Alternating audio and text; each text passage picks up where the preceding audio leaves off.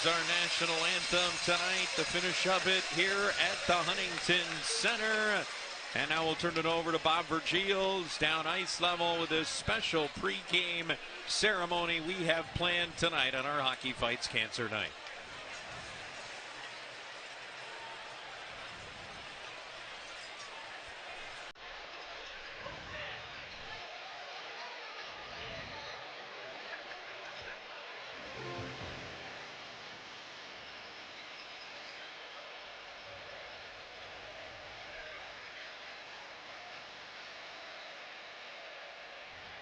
Ladies and gentlemen, the mission of Hockey Fights Cancer is to unite the hockey community to fund game-changing cancer research and support cancer patients and their families.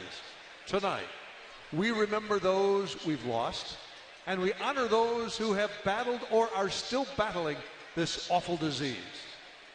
Although the Solar Bears and Walleye will be battling it out on the ice tonight, when it comes to the fight against cancer, we're all in this fight together.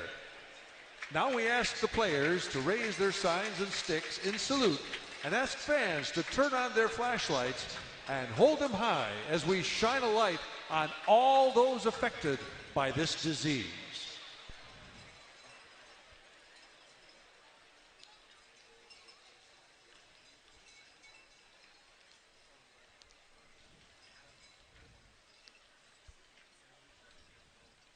Thank you, fans. And now, fans, please direct your attention to the video board as we learn about one young fighter from our great community.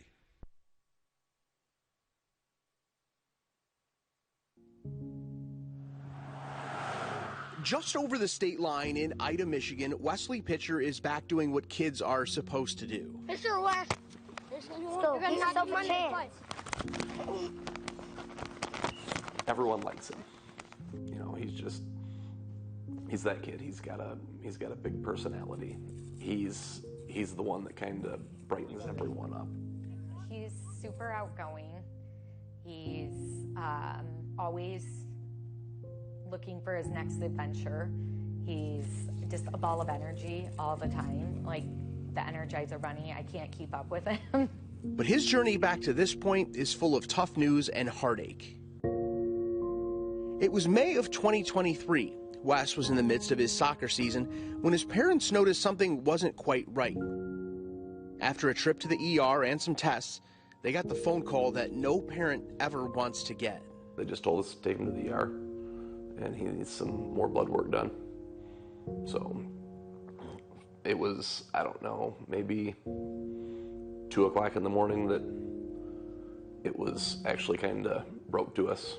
You know, it was the first time we heard he's got cancer. I was completely caught off guard because the child I was looking at did not, in my mind, represent a child who had cancer. And so I had to keep, you know, and then you just go through a whirlwind of emotion. Like, that was difficult being in that room. I just remember it was really cold and you just felt very alone. The diagnosis was acute myeloid leukemia, a rare cancer that affects the blood and bone marrow. His journey at Russell J. Ebi Toledo Children's Hospital began immediately. I just remembered that they said I was going to be in the hospital for a while. I kind of started panicking. I didn't know what to do. When they first tell you to get admitted and you're going to stay there, it's pretty scary. Just remembered I was going to go back home eventually and see my little doggy. That journey would span from May through October. He underwent 3 rounds of chemotherapy, but he still needed a bone marrow transplant. And that's where his little brother William stepped up. He was a perfect match. And at 6 years old, he became a welcome hero. He was pretty brave. I remember he said, I'd do anything to help my big brother out. And he said, well, what does that mean? And I said, you get to be the one to bring Wesley home.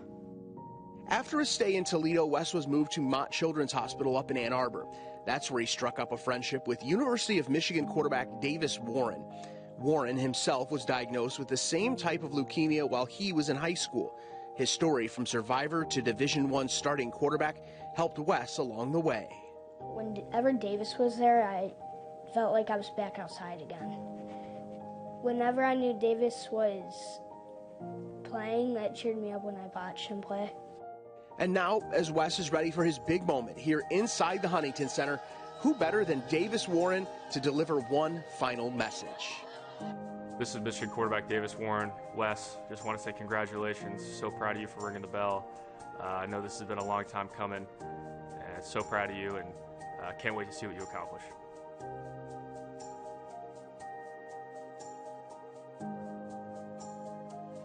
Ladies and gentlemen, at this time, please welcome to the ice, alongside his brother William, 10-year-old Wesley Pitcher, who's ready to ring the bell to celebrate being cancer-free.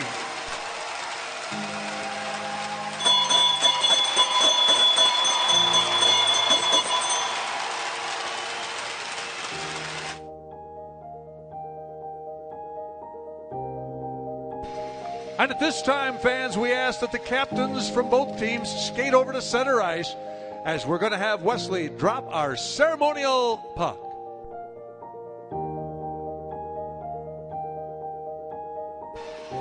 One more time, gang.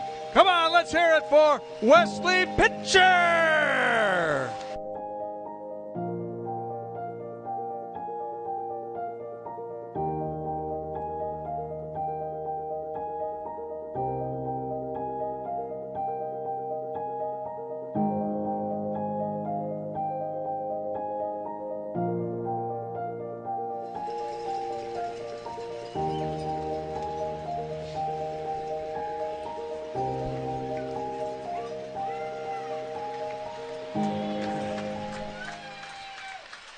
Now, what a great scene. What a great story there. And Kendall, just seeing the players and everybody high-fiving on the way out. That's one of those positive stories that you like to see. Absolutely. That's one of those that tugs at the heartstrings for sure, too, Matt. That certainly does. Great story. Well done, Jordan. Great job putting that together. Jordan will be in the broadcast booth with me tomorrow night, but wonderful job by Jordan Strack there to put that together, and of course the Walleye organization for setting that up. And what a great way to ring the bell that you're cancer-free. That's fantastic. Let's get to our Metzger's Printing and Mailing starting lineup for tonight.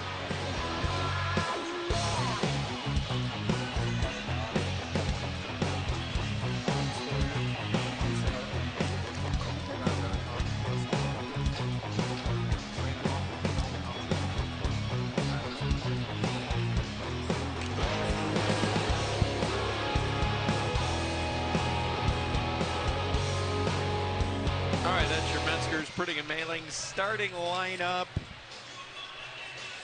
as we get ready for tonight's game.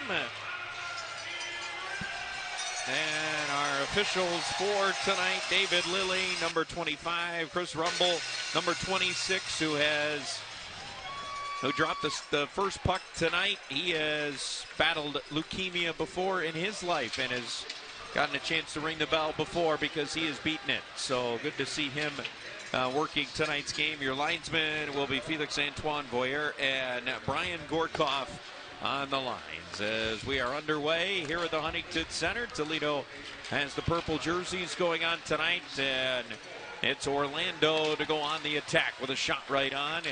Carter Geilander makes that save. The first stop of the game comes from him. And that first shot of the contest as well, as Orlando has it back in their own zone once again. Toledo here at home is 3-2 to start the year. They've, of course, played more road games than home games to this point, as it is played rink wide by Bantle. Got it across the line, set it up. Tanner Palisic cutting towards the front of the net. Near side, it's poked loose by Cruz, but handled by the Solar Bears. And Toure trying to play it out. It's blocked, came back down into the near side corner for Ryan Verrier. Verrier will play it all the way down the ice. Slides in behind the Toledo net, gathered in by Sam Craggs. So we approach a minute and a half gone here in period number 1. Cruz with a tip across the line. It's flipped ahead as Ryan Fanti came out of his net to play it. Set up to center ice. Braden Lau plays it down into the corner. It's sent up to the line. It came across. Wilson with a shot. That's tipped right in front. And it's held on to neatly by goaltender Carter Gylander off of the deflection. He holds it. Great couple saves there to start the game for Carter Gylander. He made it look absolutely easy, like he didn't even need a warm-up there, Matt. No, he was ready to roll. Of course, you had the long ceremony, so you've got to get used to that.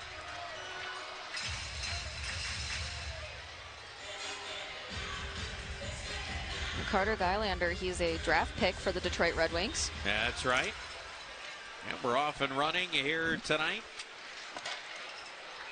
And right off the draw, we end up getting a puck out of play. 4 shots already via the sticks of the Orlando Solar Bears. Toledo, of course, coming off those back-to-back wins. Winners in 4 of their last 5. Their only loss that morning game here against the Indy Fuel, where they lost 4-1.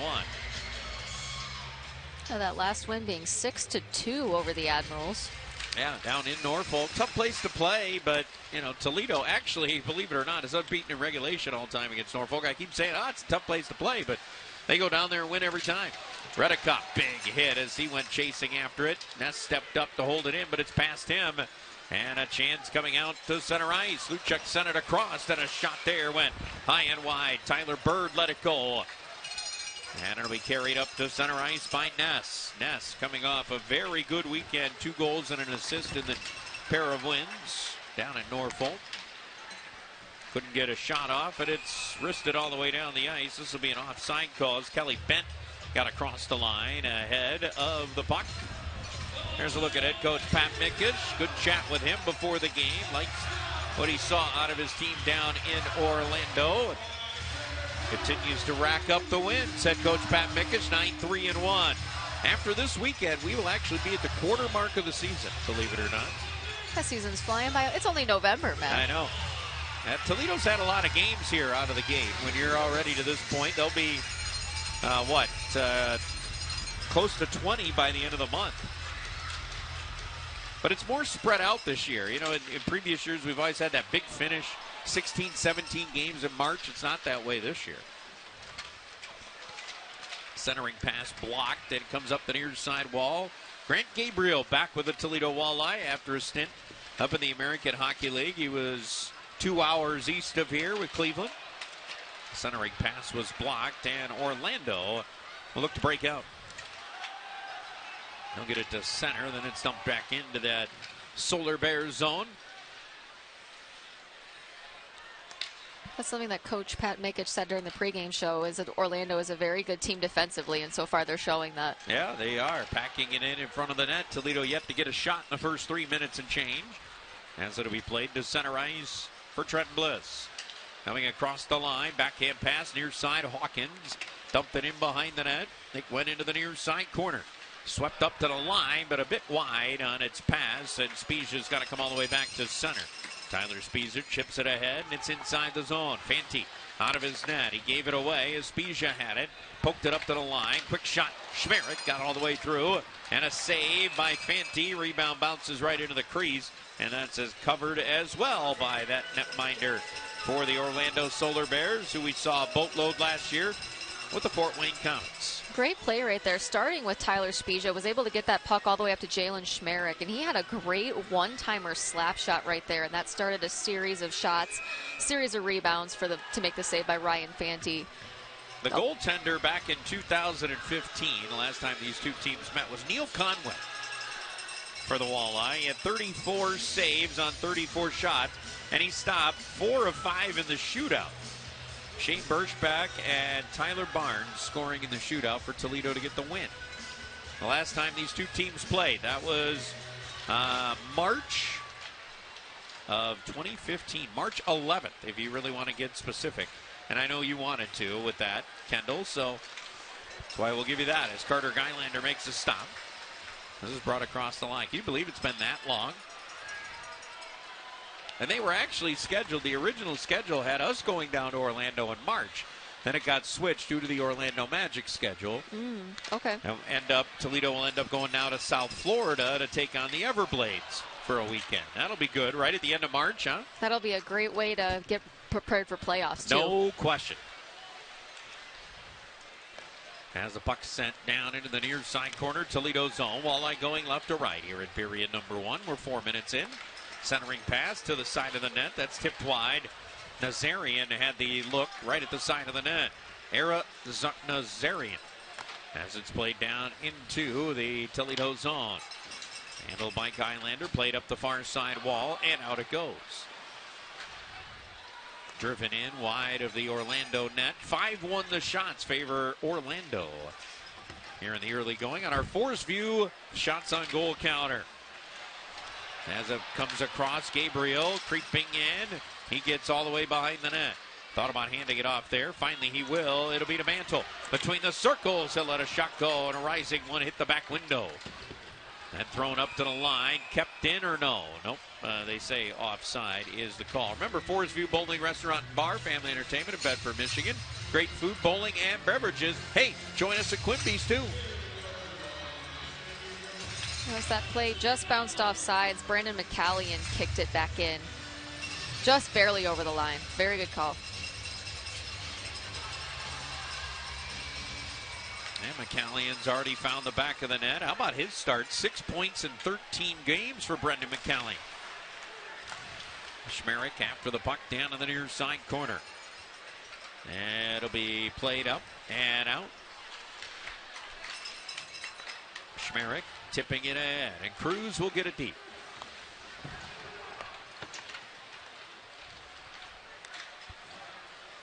Orlando will carry it to center. They'll flash it deep. And a chase. Luchuk going after it. It's worked down into the near side corner. Messina is on it.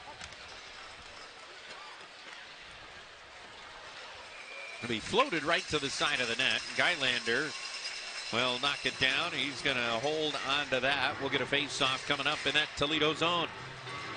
Gylander already being tested early in this hockey game. Shots on goal right now is 6-1, but he's taken a couple of little deflections too that didn't quite make it in between the goalposts, but he still was able to get up and down and move around quite a bit so far early in this hockey game. Walleye Hockey brought to you by A1 Accurate Limo, the premier limo service at Toledo, providing airport transfers for Toledo to Detroit Metro. Call 419-725-LI Moore. Book online, A1AccurateLimo.com. Face-off is won by Toledo. They will shoot it out to center ice. And a shot right to the front of the cage. Fanti able to knock it down and cover. And we get a timeout on the ice. Our first of tonight's contest. No score. Early going. Toledo and Orlando. This is Toledo Walleye Hockey.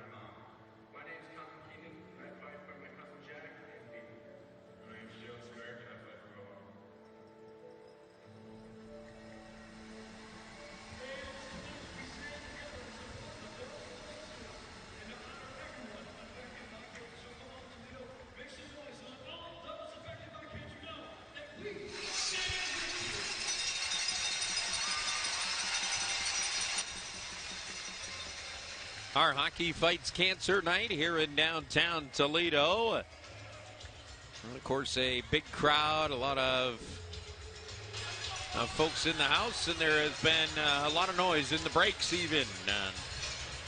Supporting everyone that has battled cancer and the folks that we have lost via cancer. Trenton Bliss on the draw for Toledo. It's poked up to the blue line. Handled there by Colin Sawyer. Set it up for Hawkins to Sawyer, cutting right in. And Fanti makes the save. On a nice give and go. Sawyer to Hawkins, back to Sawyer. And Fanti a stop. Brandon Hawkins, a very dangerous person that you have on the ice. He's actually on a point streak right now. Has 10 points over his last 5 games. 9 of them are goals, but Brandon Hawkins still knows how to make those plays, make those assists. He almost had one just right there, Matt. No, you're not lying about that. He can fill it up in the points column, can he? Absolutely he can. That's why he leads the ECHL. That's exactly it. And he'll wait. Gets a shot right off the draw, and it got tipped wide. Might get another look. No, he's going to back it to the line instead. Redicott will throw it all the way to the far side corner. Blizz hands it off to Hawkins. Hawkins lost an edge, battling for the puck back there. Sawyer steps up to hold it in. Pushed up to the blue line, and out it goes. Orlando going to get on a break. They'll get across the line, but no further as Spezia will knock it loose, and he'll play it out. Solar Bears, Avery Winslow will set it up near side. And Chris Harper plays it all the way around. Over to the far side corner, just outside the circle it goes. Bounced up to the blue line. Held in there, poked down and around where Bliss will get to it. Set it up Redicott. Played it hard around. It's tipped down right outside the right circle. Blasted towards the front of the net, but goes wide. Picked up near side and handled by Grant Gabriel. Gabriel spins it in behind the net to Carson Bantle. 6-3 the shots, favor Orlando. Puck controlled by Toledo. Back in their own end. It's Redicott. Hands it off to Lewandowski. To center for Dornbach. Dornbach coming across the line. Ripped a shot. That went wide.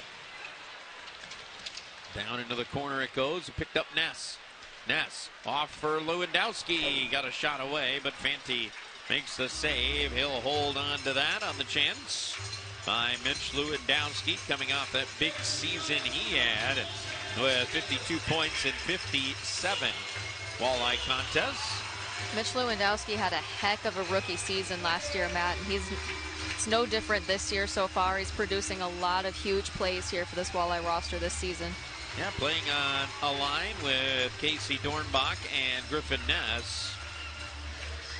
Dornbach, of course, in his first season with the Walleye, 5 points in 13 games. And it'll be Dornbach to step in to take the face off. From ordinary visits to extraordinary procedures, ProMedica physicians do their best work so you can live your best life. Visit ProMedica.org. Find a provider today. Puck played over the far side wall for Orlando. Solar Bears will get it up to center from the red line. They'll shoot it in wide of the net. Good speed up the ice will give them an opportunity to carry after it. Shot from the blue line is deflected wide. And it'll be floated out. Good pickup, Dornbach at center. He drops it back to Palisic. Left it there for Schmerich. Long feet ahead. Has it complete. Near side it goes to Ness. Ness sent it across, and on the cut was Palisic, but he couldn't tuck it in. It's floated out to center ice, and scooping that up is Jalen Schmerich. Ahead it goes to Lewandowski with a tip in. Ness to chase as he tries to create a little havoc. Toledo going on a line change. Craggs has come out along with Bantle. It's Bantle trying to get it to the front of the net. That got blocked off. And Lowe trying to play it out. He can't. It's handled by Bantle. Sent it up towards the line. Gabriel, could he keep it in? No. It'll slide out to center. Brendan McCallion had it knocked off of his stick. Scooped up by Craggs. 8 minutes plus gone here in period 1. Long feed to center. Craggs with a tip down. Out of his net is Ryan Fanti. Fanti plays it up the near side wall. And it's tipped down the ice. Luchuk did that. Sawyer's got it for Redicott. Quickly ahead it goes. And Craggs with a tip. That's going to deflect up and out of play. Now it'll be whistled down with 9 minutes gone here in period 1. Solar Bears living up to that strong defense that Coach Pat Mickens was talking about during the pregame show. They've done a great job at shutting down a really, really skilled walleye offense, Matt. They've had a lot of good opportunities, though, too. It's been a good pace to the game so far. Shots are about even, 7-4, not too much off. Yeah, but after the big start for Orlando, Toledo settled in a little bit in that regard as it'll be played up and out. Sawyer will knock it down. Hawkins handed it off, but it'll be played back for Sawyer. Sawyer will wrist it across, and it'll be gathered in by Orlando. Solar Bears will play it deep. And it'll be swung ahead for Toledo. Here comes Hawkins to center. He'll give it a high float now. Chasing his Spezia, got to it. Got a shot off, and Fanti able to close up the pads. Boy, at the last moment. It'll be Orlando to bring it to center. Winslow will chip it in. Palisic tips over for Schmerin. His feed right on the money to Lewandowski. To Palisic. Gets it across the line. Chases after it. Penalty call coming. Gun to be against the Solar Bears.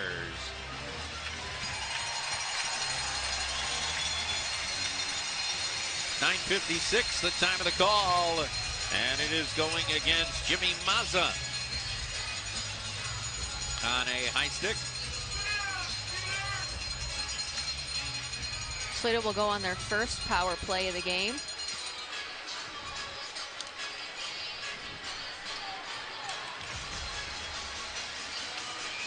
And this is a power play, very good, Kendall. 27.5%. Let's see if we can pick up the penalty. First, the chance from Spezia. And then the penalty. Yep, right there. Right there. Looks like he was trying to lift his stick, and it just went a little bit too high. And Jack Adams may have gotten away with it. It might have been his penalty, but it's going to go on the board to Mazza. So Toledo goes to the man advantage. I was talking about their power play. Third best in the league at 27.5%. Orlando comes in at 83.3 on the penalty kill. It's right in the middle of the pack. Of course, still early. A lot of those numbers change in a hurry with a good night or a bad night. And it is going to be a carry out for Tyler Bird. Short-handed, he fires it in to Gylander. Carter will keep things rolling. Handing it off, and the puck comes near side for Dornbach. Set it up for Bantle down the near side wall. He's pressured there. Went down into the corner, able to squeeze it up to the line to Sawyer. Goes rink wide, and Cruz with a shot right on. Fanti the save, rebound was there. Bantle's going to push it over to the near side corner. Get some help as Dornbach goes after it along with Craggs. It's Craggs sending it down into the corner for Bantle. Big battle going on there. It's won by Toledo as they've got it to Cruz, up to Sawyer, back to Cruz, just outside the left circle. He'll hand it off. Craggs drops it. Sawyer gave way to Dornbach, looking, firing. He scores!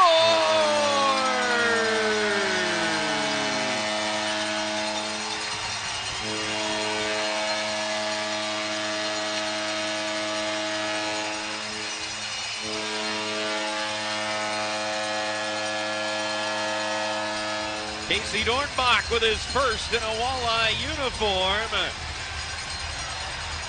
And Toledo hits a power play goal to take the lead. First power play of the game, first power play goal, and right here it's going to be Toledo that opens it up. It was a great play right here. We had the puck kind of stop at the top of the blue line right there by Colin Sawyer. It looked like he wanted to take that initial shot, didn't see a proper shooting lane, so he hesitated for just a moment, found Sawyer, and he was able to get that shot off and perfect goal on the far side. 27-year-old college hockey at the University of Denver and Harvard. Last year he was with Iowa at 13 goals, 42 points in 55 games for the Heartlanders. He gets his first tally in a Walleye uniform here. And it's a power play strike that gives Toledo the 1-0 lead. So a Wendy's power play and a Wendy's power play strike. Fans get all excited on that. Toledo 6-2-1 this year when they score the game's first goal. And a heck of a shot there by Casey Dornbach.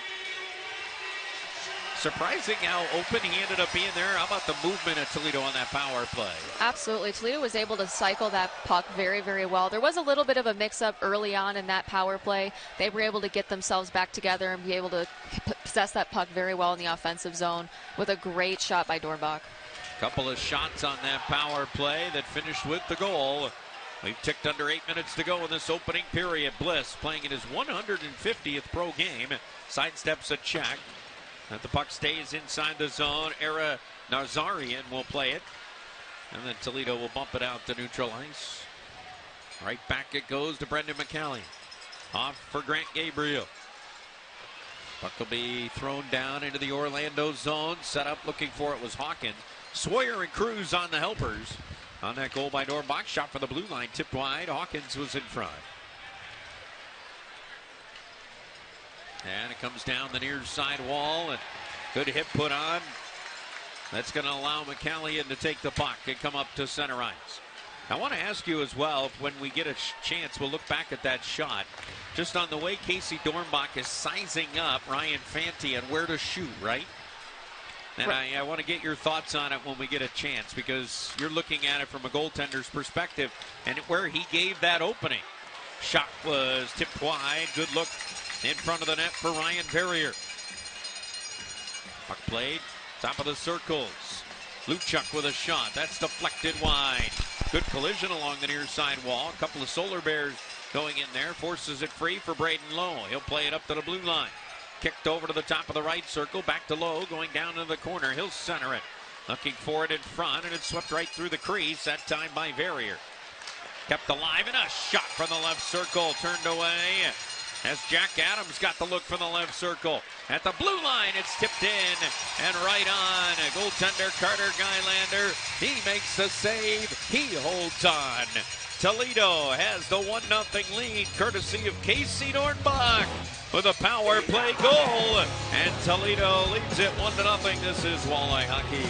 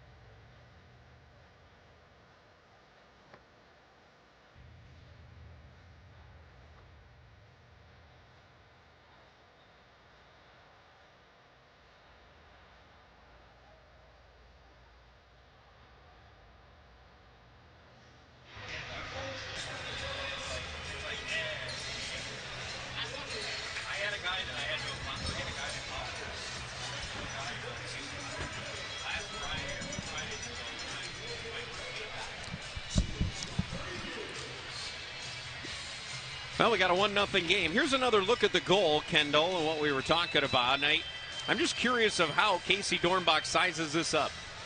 And where does Ryan Fanti give him the opening? So right here, I can tell that Casey Dornbach took his time. And what happened is he saw Ryan Fanti making that shuffle over. Casey had the time, he had the space to be able to hold on to that puck for just another moment. Ryan Fanti saw where the puck was on his blade and overcompensated just a tiny bit, where he left that far side just a little bit open. And because Casey Dornbach hesitated, he was able to find that shooting lane. Wow, that's impressive, huh? To even be able to pick that out in real speed in what, a millisecond before you're going to shoot that puck? It's a heck of a play by Casey Dornbach. Penalty call coming against Toledo. A check at center by Mitch Lewandowski. He's going to be the guilty party this time. And we'll check the penalty call. It's going to be at the 13:59 mark. And it's going to be a trip that goes against Mitch Lewandowski. There's the leg out and the trip. Yeah, pretty easy one. Yeah. You know, we like to argue on whether they're calls or not, but that's a call. It might not have been intentional, but the leg was out. He had an opportunity to get the puck, and it was... Well, let's take a look at the power play numbers for Orlando. 8 goals and 45 times up. That's 16.7%.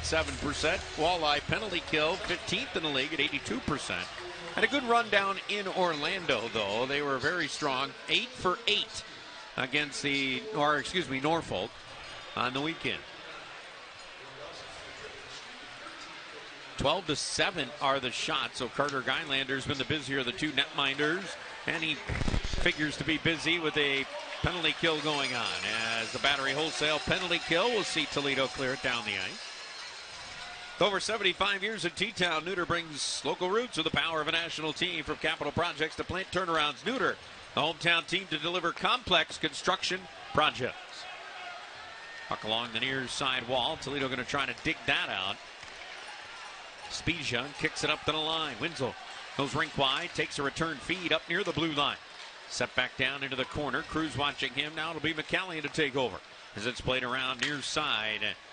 And Nazarian will play it up to the blue line. Winslow kicked it across. It'll come into the left circle and a shot. They score. Oh, picture perfect. Jaden Durow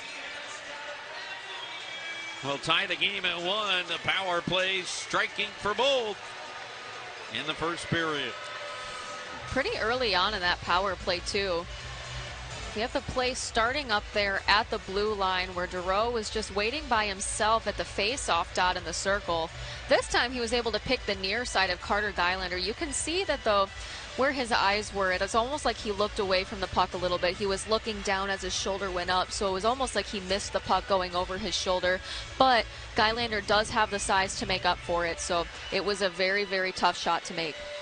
And Durow hitting his first goal in his first game this year with Orlando. 34 games a year ago. The Solar Bears had 25 points, including 9 goals for the 23-year-old. So Jaden Durow answers with a power play goal himself. And we got a 1-1 game as Ness will give it a high flip out to neutral ice. And it'll be whistled down, a hand pass call. That'll stop play, and that'll stop our broadcast. As we'll be back to the Huntington Center in just a moment. We're tied at 1 on a Hockey Fights Cancer night in downtown Toledo. This is Toledo Walleye Hockey.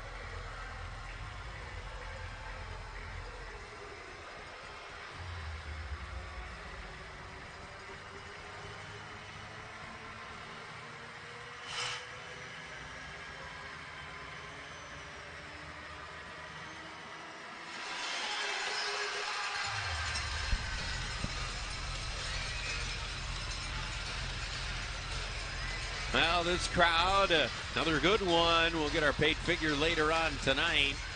But boy, you can expect. I'm gonna go out on a limb and say we're already there for another sellout.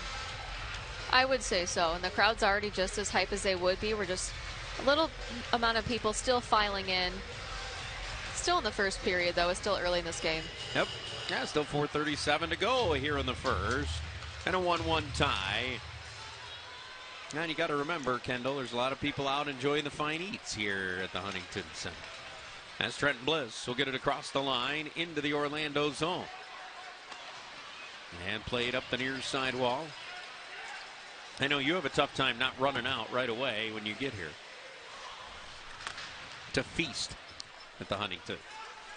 That is typically one of the first things I do is go get some food here. Yeah, that's right. Shot goes wide. Puck played just outside the right circle. And lifted for Orlando. They've got control of it. As it's played near side. Puck is lifted down into the corner. Nice play by Schmerich to knock it loose. And Toledo will look to wind up. Here they come to neutral ice. It'll be Hawkins. Out across the line. Took a hit there as the puck gets down into the corner. Hawkins blasts it in front of the net. Craggs got knocked over. Hawkins turnaround shot, and Fanti down on the butterfly is going to make the save. He's going to hold on. And we're going to get a little extra. Chaz Rudicop right in the middle. Not much you can do about that one. That one was a wee bit after the whistle there, Matt. Yeah, well, sometimes you got to have a convo. We have Sam Craggs getting taken down right here. Not. Yeah, there's the little extra, and looks like Chaz Redicott might even be going in the box on that. Yes, he is. Going to be a cross-check call. Chaz Redekop's going to go in. Decent amount of time after the whistle to be laying on a cross-check mat. Chaz Redekop played at Kalamazoo last year, and he was also a very gritty player at Kalamazoo. They utilized him quite a lot. Oh, yeah, they did. They were big time on that. He had no problem getting his nose dirty, as they say, right?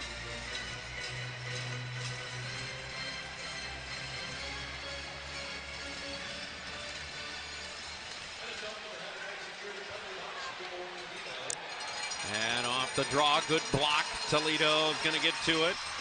And they'll get it out to center ice and all the way down into the Orlando zone. Solar Bears will take control of that. As they've got it, they'll drop it back 1-for-1 on the power play tonight. Orlando, they got a chance to take the lead. Battery wholesale penalty kill underway for Toledo. Trying to clear it out was Swoyer. Went down into the corner. Batted free there. Puck along the near side wall. Cycled up to the blue line. Handled there by Winslow. Winslow on the backhand. Dropped it off, but thrown across. Centering feed went right through the crease. Right up to the line. Winslow. Good movement by Orlando on this power play. As they've got it near side. DeRoe. Center rink wide. Shot for the top of the right circle. Missed high and wide. And that's a break for Toledo because it clears out and down the ice. And another knock away. Toledo's going to get to it. Short-handed. They'll send it across and a shot. And oh, what a stop there by Fanti on Dalton Messina. What a pass by Mitch Lewandowski to even give Messina a look there on that short-handed chance. That play turned over really quickly, Matt. It was a turnover for the Solar Bears, which immediately led to another turnover where Toledo was able to take it all the way down the zone. Saw him waiting there on the other side of that slot. Was able to make a beautiful pass for Messina. Got a great shot on net too, shorthanded.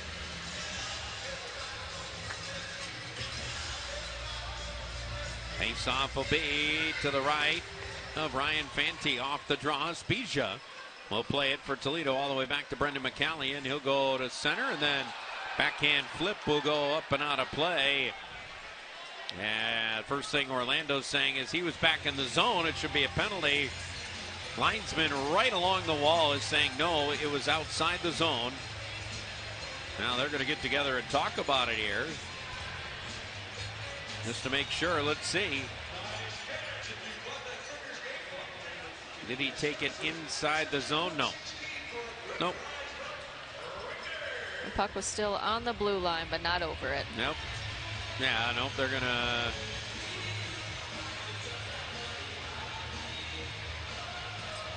What are they? I think they are saying... Nope, they're going over to talk to Pat Mickish there. Yep, they're going to say that puck was lifted out of play in the zone.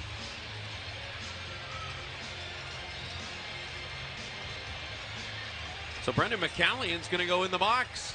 Take a look at it again.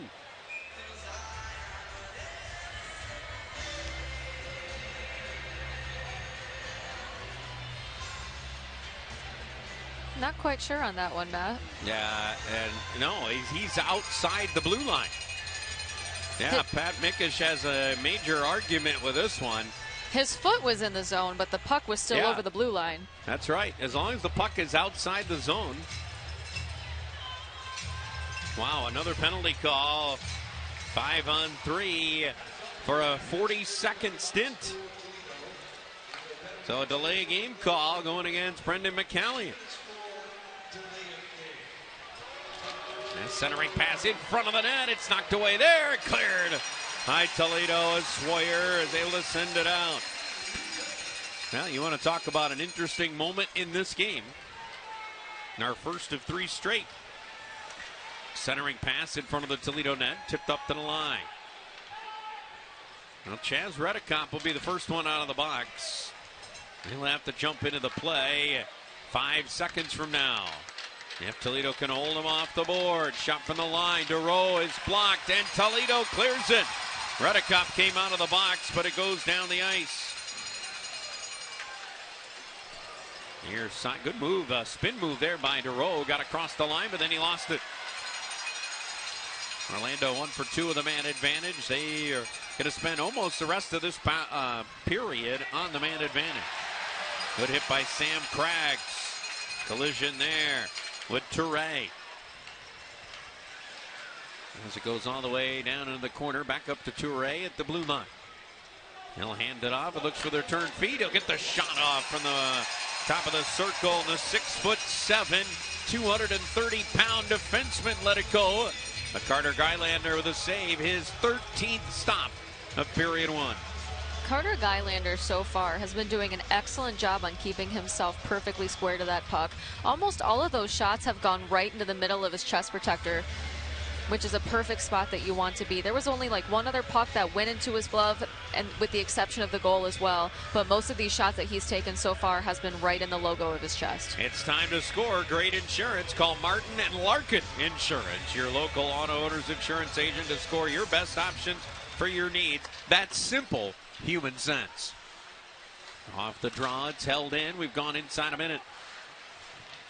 And a clear to the line by Redicott, but it's held in neatly over at the blue line by Luchuk. Second effort, Toledo will get it out. And turned right back over by Orlando, and a shot coming across the line is blocked. Broken stick as Schmerich broke his.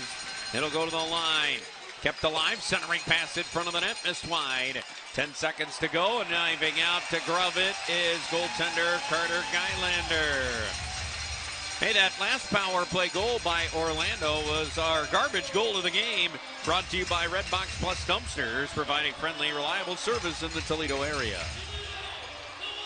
There's that play right there.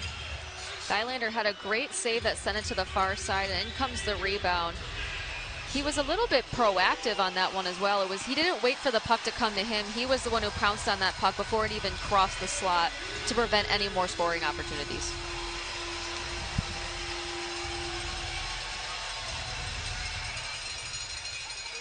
Off the draw, Toledo played around near side, and it's sent up to the blue line. And a wrist shot there is blocked. Power play time is over. How about that for a kill by the Battery Wholesale penalty kill unit? 5-on-3 for 40-plus seconds. Toledo will get to it. Palisic. Do they got time to get something done? Palisic's going to try. He'll drop it, but it's blocked. And that will take us to the end of period 1 as the horn sounds. And we will go to the intermission. On this Friday night, the Toledo Walleye got the first goal of the game. Orlando countered with one of their own. Both teams scoring on the power play. It was Dornbach for the Fish. And after a period, we're tied at 1. This is Toledo Walleye Hockey.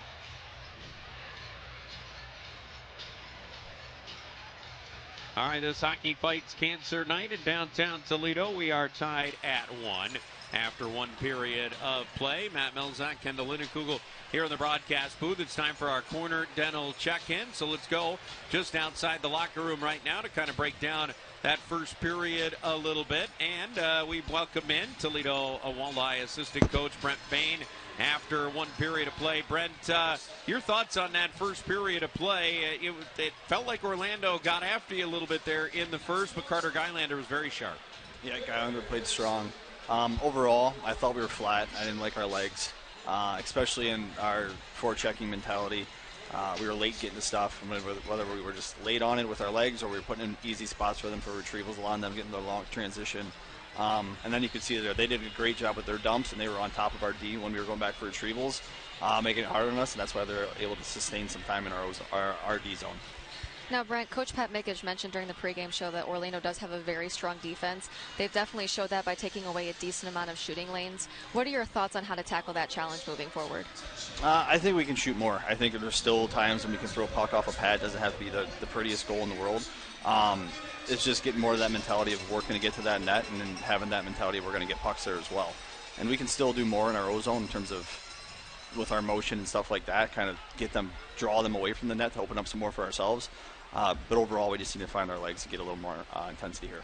You mean you're not going to have many open looks like Casey Dornbach had? That was picture perfect how you guys ended up working that around, and it felt like he had all kinds of time to pinpoint the spot he wanted on Ryan Fanti. Yeah, it started off a retrieval situation where we brought sticks to a pile. We won a battle. We were able to switch sides on them when they were pressing up top, and you could see that there was tons of time for him to make a play, and good for him on burying it. All right, what do you have to do the rest of the way here, Brent? Get in front of the puck. We got to start skating here. We got to start getting pucks into their end. We got to get on top of them, make it a little difficult for them to break pucks out. All right, appreciate it as always. Thanks for the Corner Dental check-in. Thanks. All right, that is Brent Bain joining us here after one period of play. Interesting thoughts there. I love your question because Pat did talk about that before the game about breaking through their defense and how hard they like to pack it in. You can see it already right out of the gate. It's going to be tough to do, so you might need to just try to float some, right?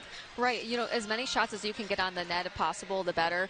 Orlando does have a tendency to clog that middle right there, pack it in a lot, much like a penalty kill where you want to take that box and collapse the middle just to take away a lot of those shooting lanes right in front of the net. They're still leaving opportunities from the blue line and stuff like that to be able to shoot from the outside in, but they are clogging a lot of that middle slot. Well, they certainly are. We'll talk more about it when we get closer to period number 2, but stay with us. We're talking about a Hockey Fights Cancer Night, and we have got a cancer survivor you're going to want to hear from next. Stay tuned. That's coming up next right here at the Huntington Center. We're tied at 1. This is Toledo Walleye Hockey.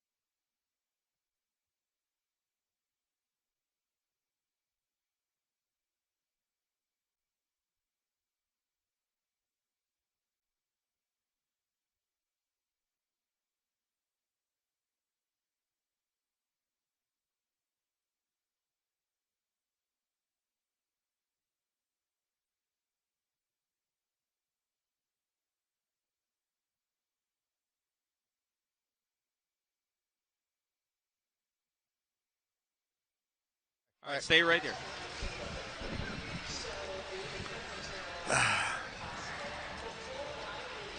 All right, back here in the Huntington Center. We're in downtown Toledo. We are tied at 1 after 1 period of play. And, boy, we got a special guest here in the booth with us here tonight. Want to say hello to Mark Niehaus, okay? He comes into the broadcast booth here. A lot of times on these nights we've had maybe a doctor from ProMedica or someone to come on and just talk about cancer and how we're treating it and how, you know, the things that go on to try to help people survive dealing with cancer. This is a man who has survived it not once, not twice, but 3 times since 2016. Yes, sir. That is unbelievable. Congratulations to you, sir. And it's great to have you on. So thank you very much. I'm right. glad to be here. All right, let's, Mark, take us through a little bit of your journey, starting in 2016 when you first found out. Well, it first started out in 2016. I had a lesion on my lip here, and I went to my family doctor, and he sent me to an ENT, and the ENT found throat and tonsil cancer, stage 4. I had 35 radiations and 9 chemos. Had a feeding tube in me for 6 months. Like I said before, I had the feeding tube in me, so I couldn't really talk. My wife was ecstatic. She was very happy the whole time. Okay. And got through that, felt really good.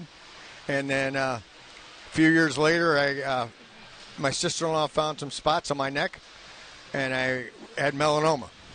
And they did some surgery on my right ear, right below my right ear, took that out. Felt real good and everything. I'm thinking, okay, I beat it twice. And then the next summer again, I found 2 more spots in the same area, and I did 17 infusions of Keytruda at the Hickman Center at Flower Hospital. Came through that with flying colors, and everything went real well. I've had CAT scans ever since, and supposedly everything's negative. That's good. And my daughter told me since I beat it 3 times, it's not considered a strikeout. It's considered a hat trick. Oh, yeah. Let's go the hockey turn, not baseball. Let's go hockey on there. Right, I'm we in a want hockey the game. positive turn of a hat trick. Well, congratulations on that. That's thank you, phenomenal. Sir. Appreciate it. Feel real good. Hickman Center and Flower Hospital are the ones that took care of me and still take care of me, and they're the ones that have gotten me up and moving again. You know, each time. Everything's been all positive with them. Great people. You know, I got a shout out to all the people that are here tonight, too, that are battling cancer, that have survived it. Stay strong, and it's always the best day ever. Yeah. You know, I get up every day and I kind of look at everything. Everything's in a brighter light. I can eat things and it tastes better. Drink something and it kind of makes you feel better. And you get to do something like this, just a payback to other people, makes me feel good. It's a great story. It's a positive story as well because, hopefully the case is that we continue to go along and along and along. We continue to perfect how to treat it. Yes. And how to, because, at some point there was a time where we couldn't have treated you. Right. To the point where you could say, hey, you're clear. Right. And now we've come through a lot, and that is a lot. Yes, the radiation I saw with my mom, who passed in October, and I just saw the trouble that she went through dealing with that. That's hard to do. Right. And it is a process, but it's a rewarding one for you and your family. Right. So that's awesome. And like I said, the people at Hickman Center and Flower Hospital pretty much uplifted me every day. They said, they always tell me, you did all the work. It's like, no. It was a teamwork because they were the ones that were helping me every day to get up and doing everything. Yeah, that's a fantastic story. Great shout out to the folks at ProMedica that took care of you there. And Mark, it's great to see you. Thank you very much, sir. I appreciate you coming on. Congratulations. A great story, a very positive story here on our Hockey Fights Cancer Night. Stay with us when we come back here to downtown Toledo. We'll look back on period number 1. We are tied at 1 on this night. And this is Toledo Walleye Hockey.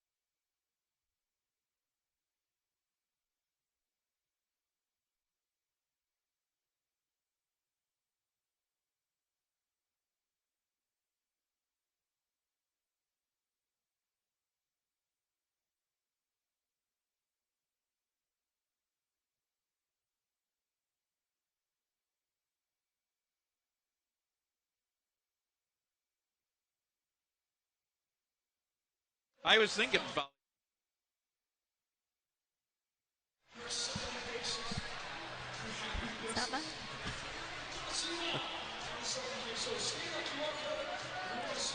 Our first period intermission report brought to you tonight by Huntington and by Corner Dental. As welcome to be back here in the broadcast booth. Matt Melzak along with Kendall Lindenkugel. What a great story a moment ago with Mark Niehaus. 3 times he is bested cancer. So that's really cool. As he said, a hat trick.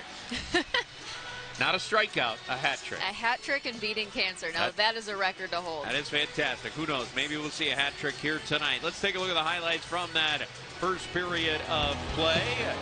And as we start, we saw a lot of this early and late. Carter Guylander with a lot of saves. Carter Guylander has been tested a lot early. Orlando has had a great forecheck and great defense. Toledo so far, they've also had a very strong offense. They were able to capitalize on it once, but Orlando, like we mentioned, has really been keeping their defense nice and tight to block away a lot of those shooting lanes. Absolutely, and then we saw Toledo start to get some opportunities. Middle part of the period was probably theirs, you feel like? Yeah, and they got the power play goal from Casey Dornbach. They got that power play goal right there, and that added a little bit of momentum. But Orlando, they were able to come right back and score on their own power play right there on the near side from Carter Guylander. Yeah, good shot there. So 2 really good shots is why we have 2 goals so far, 1 for each team. As we take a look at our stats after 1 period of play. 14-9 in our fourth view shots on goal counter in favor of the Orlando Solar Bears. Toledo 1 for 1 on the power play. Let's see if that kill, that 5-on-3 kill late in the first, helps Toledo when we get to period 2. That should add a lot of momentum. That was a huge penalty kill to have, a 5-on-3, especially after your previous goal being let in was on a penalty kill. So that is a huge thing to come back on with some momentum. Yeah, we'll see what Toledo does when we get to period number 2. We are tied at 1. We'll be back to the Huntington Center in just a moment. This is Toledo Walleye Hockey.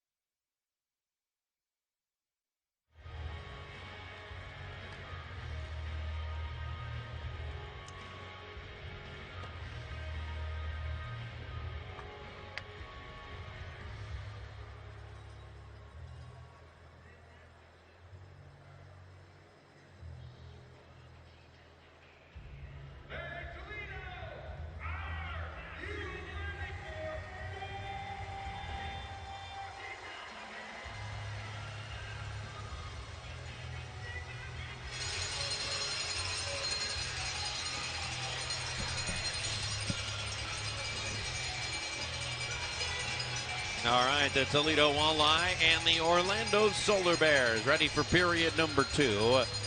Orlando, it's only the 4th time they've been tied so far after a period of play, 1-2 in those games, while Toledo is 6-1 when tied after 1 period of play. That only loss was the morning game against the Indy Fuel. Spezia hands it near side of Hawkins. Got it in the corner, came to Bliss between the circles. Lifted up to the line, Reddicup, sent wide of the net. And Hawkins feathered it in front, got blocked. And it's cleared out by Orlando. That'll go the length, but right on Carter Geilander. I was ready to call it a possible icing. We have not had an icing yet tonight. You're right. We have not. We have not. It's a rarity. Although I will say, in the first game at Norfolk on Friday night, a week ago, there were only 5 total icings the entire game. Way under the average of roughly around 10 per contest, it seems like. But hey, we could be on a really big path for that tonight.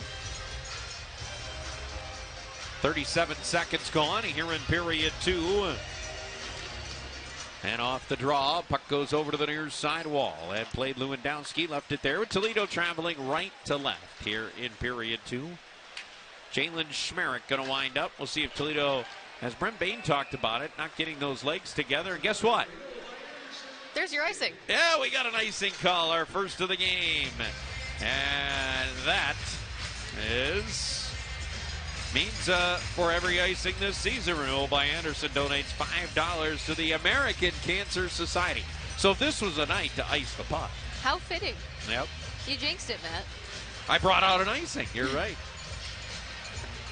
And we weren't going to go the whole game without one. As it's kept in by Orlando. Puck to the side of the net, but grabbed by Schmerich. And it'll be played ahead. Lewandowski. Ripped it across the line. Good pass all the way through. Ness with a tip, but it went wide. Kept alive by Orlando as they'll bring it to center ice. And they'll get it across the line. Chase on. Got it in behind the net. And it'll be grabbed by Schmerich. A little bit of room there. He's just going to play it off the window up the near side wall. Leaping in the air was Nazarian to keep it alive. Set over to the far side board. And Orlando will keep it as they chip it in behind the net. Gathered in by Reddicup. Played it up the near side wall. Bird knocked it down, but it's going to flip up over the glass into the netting. And that'll be whistled. Toledo's going to go for a wholesale line change. Yep. Yeah, that means all 5 come off the bench. Sheet Metal Workers Local 33, proud to partner with the Toledo Walleye, recognizing the hardworking men and women in our organization. This year, every Sheet Metal Workers hard hat, every Walleye player's helmet proudly displays the other's logo, proclaiming that we go to work together.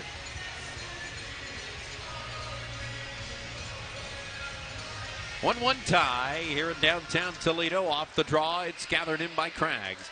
And Sam Craggs had his stick lifted as he got to center, and it'll be poked away back into the Toledo zone. And then McCallion will scoop that up. And it'll be McCallion to play it up to center ice for Carson Bantle. Bantle will lift it deep. Flashed around where it's gathered in, top of the circles by McCallion. Or make that great. Gabriel has jumped on it. Played it in behind the net. Scooped up there by Cruz. Off it goes to Bantle, just outside the right circle. He's going to take it up near the line. Had it float off of his stick, but he's able to recover. Backhands it in behind the net. Toledo will chase, but it's wristed up the near side wall with room for Orlando to clear out. They do. Lowe got it to center ice, and it's knocked away. And played right by the Toledo blue line, and it'll be an offside call going against the Solar Bears. Look at Grant Gabriel back in a Toledo Walleye uni after a stint up in the American Hockey League.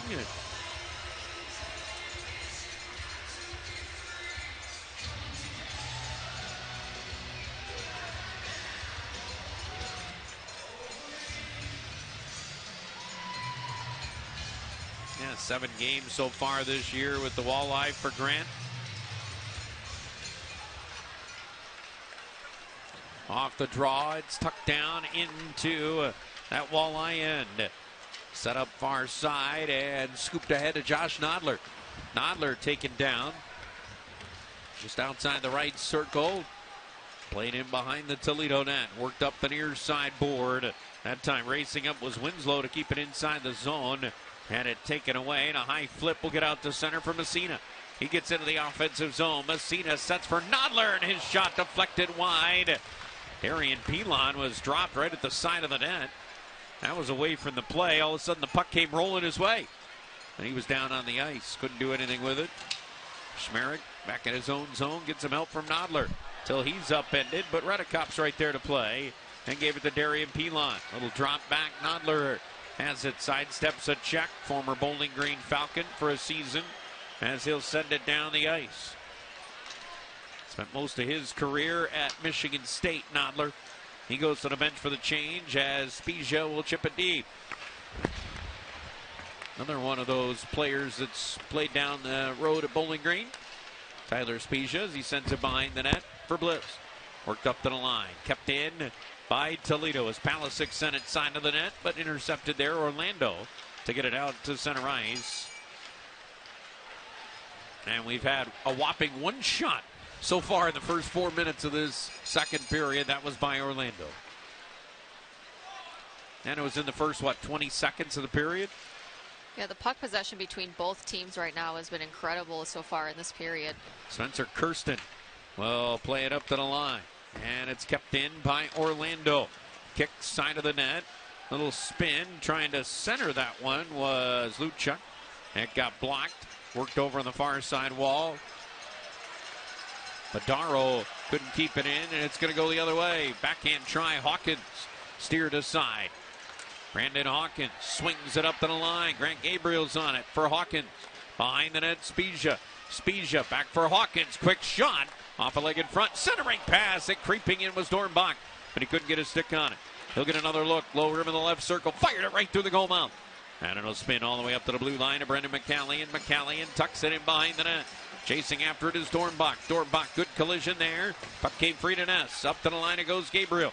Set it across. And it's grabbed by McCallion.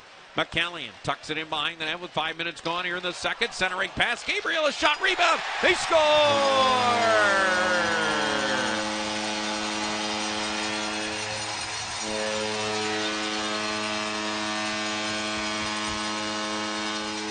Griffin Ness is going to get the goal.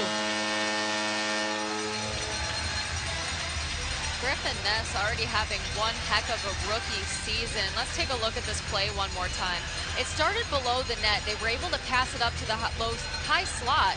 The pass came back down below the goal line for Griffin Ness, who was waiting right there, and he went for a wraparound, Matt, and that is not a goal that you see scored very often in these leagues, but it was a beautiful wraparound goal, very patient. And it is a goal there for Griffin Ness, number 5. And with that, it is carried ahead by Orlando. Toledo back up in front as we'll get a whistle. Puck out of play. As Casey Dornbach, Grant Gabriel hit the helpers on that. Dornbach's got a 1-on-1 night going. Ness has the goal. It has Toledo in front. This 2-1 game. Griffin Ness already having his name in the leaderboard for rookies. He's number 2 in the ECHL for shooting percentage. Yeah, he's added to that. Tonight, when you look, he's got 1 goal on 1 shot. Can't do better than that. 100% right there. That's some good math. Out of Kendall Linnenkugel at Bowling Green Education, really paying off.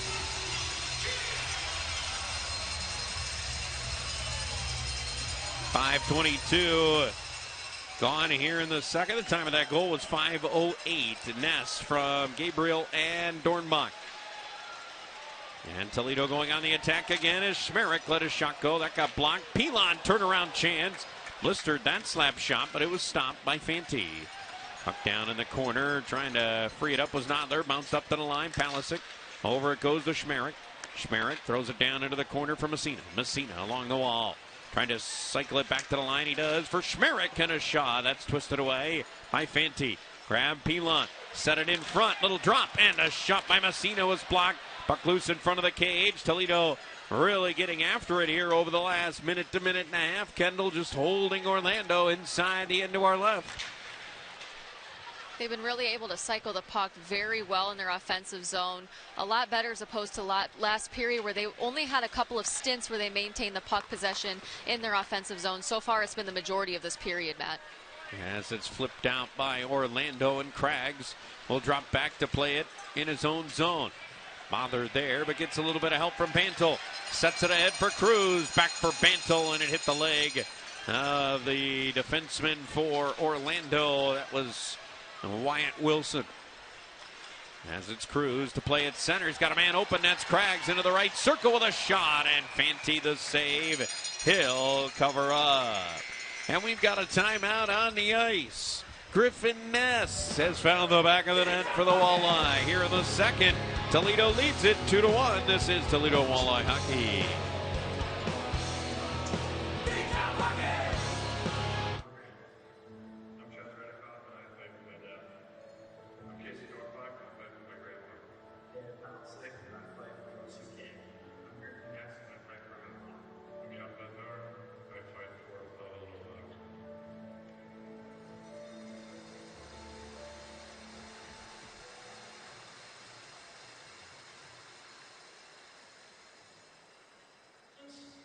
This time we ask our fans to rise up and hold up your own. I fight for cards.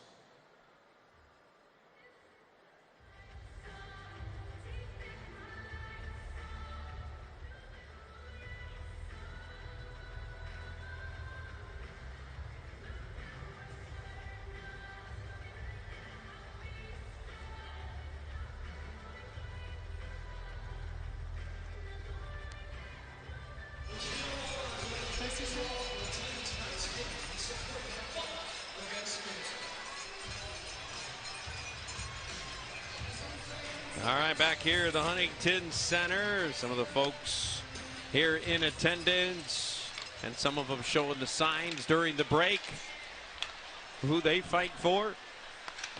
As Orlando gets it down into the Toledo zone.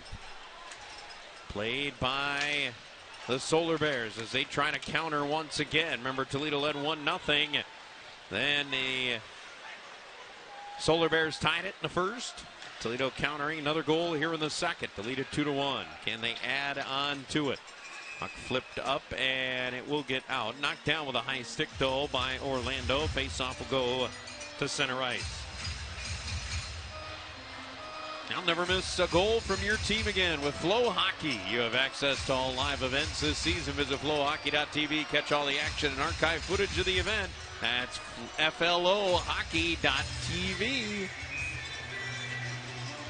Faceoff will be a neutral ice right here. So far, Toledo led in faceoffs last period, 12-10. And they get the win here as it'll be sent down the ice. And into the Orlando zone. Solar Bears will chip it out with a little over 7 gone here in period 2. And it's Dornbach at center. Only an assist going for him tonight. As it's tucked across the Orlando line, they'll poke it right back out to center. Schmerich this time to make sure he gets it deep. Gives it, brings out his 9-iron and flips one high in the air down into the corner. Played up to the blue line. Schmerich, a shot. That's deflected in front, out of play. Face-off coming up inside the Orlando zone. Boy, with the period that Toledo has had so far, maintaining this puck possession very, very well in their offensive zone. This face-off might be critical here for Orlando to try and prevent another scoring opportunity from happening, because Toledo's been out with a vengeance in this period so far. Yeah, they've outshot Orlando 5-2 in this period. It's 16-14 overall in our Forest View. Shots on goal counter. Face-off will be to the right of goaltender Ryan Fanti. And off the draw, puck tucks down into the corner. Good hit put on by Nodler. As Toledo tries to keep it inside the zone. Pilon off for Nodler. Nodler along the near side wall, but a whistle. We got a holding call that's going to go. And let's see, Messina, a little shove for a moment there with Kelly Bentz. I think the penalty call might be going against Toledo here. Yes, it is. It's going to be Josh Nodler. Looks like it was a holding call. Yep, it was. You're right on it. Time of the penalty be 8 minutes exactly here in period number 2. Let's see if we can pick up the call.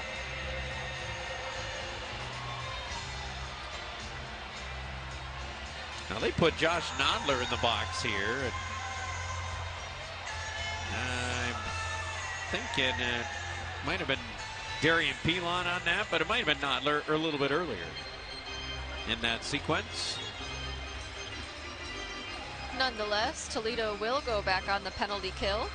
Yes, they will. Battery wholesale penalty kill for head coach Pat Mickish. His team coming into the night at 51 power plays for, 50 power plays against. It's amazing how these things end up being so even over the course of the year.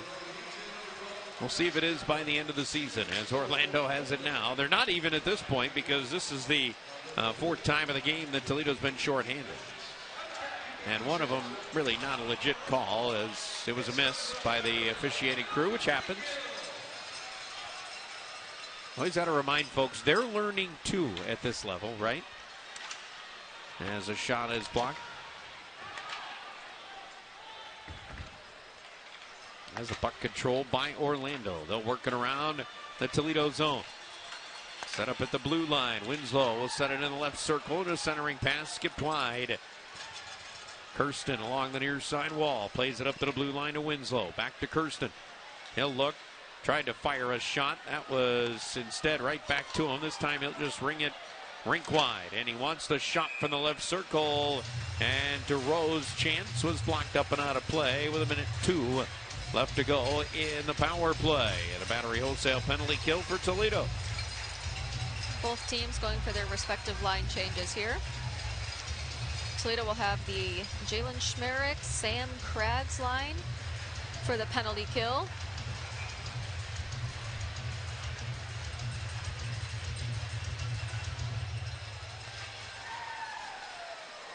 As the faceoff won by Toledo.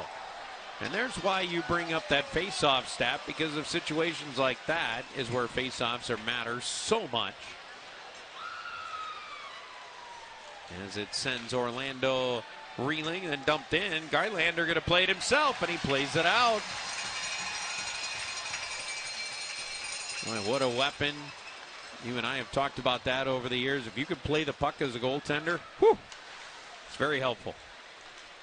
A lot of goaltenders still going for their crowning moment of a goalie goal. Sure. But as you know, you're just trying to help out in situations like that. I mean, Toledo with back-to-back clears, you run, what, 30 seconds off of the power play? Now a deflected puck will get out of play with 14 ticks to go. It does shave a lot of time off of those penalties. And when you have a goaltender that knows how to play the puck and send it all the way down the ice, that does kill a lot of time and helps the team out tremendously for those penalty kills. Well, there's a look at that clear by Carter Guylander all the way down the ice. He did it quickly and efficiently, which is also something that you need. He was able to think very fast, decide very fast that he wanted to play that puck.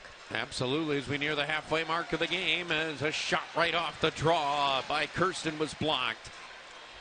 They'll try to dig it free. Last couple of seconds of the power play. Nodler ready to step out of the box.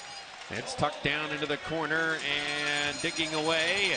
Redekop couldn't clear it out. Dornbach will play it. And Casey Dornbach has it. Nodler joins the play as Dornbach strides to center. He'll get to the blue line, chips it deep. Nodler goes to the bench. Dornbach to chase. And Toledo will go after it. They did a nice job again on that battery wholesale penalty kill, Kendall. They haven't allowed anything since that first power play in which Orlando scored. Schmerich sets it up the near side wall.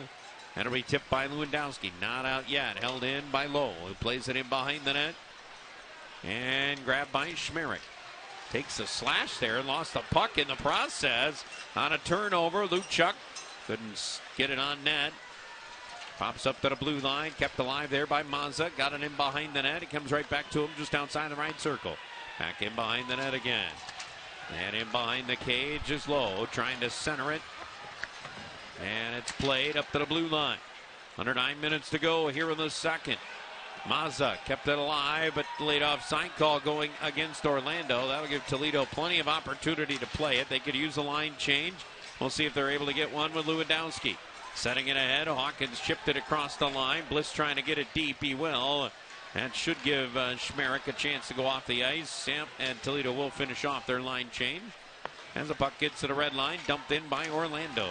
Played up the near side wall, Hawkins chipped at there. Puck came free and bounces in behind the Toledo net. Working after it is McCallion over on the far side wall. Shots pretty even, 16-15. Favor of the Solar Bears. Puck came down to the near side corner. Gabriel, backhand pass, connects with Tyler Spezia. Plenty of room to center. Spezia getting to the blue line. Hands it off to Hawkins. Back for Spezia. He scores!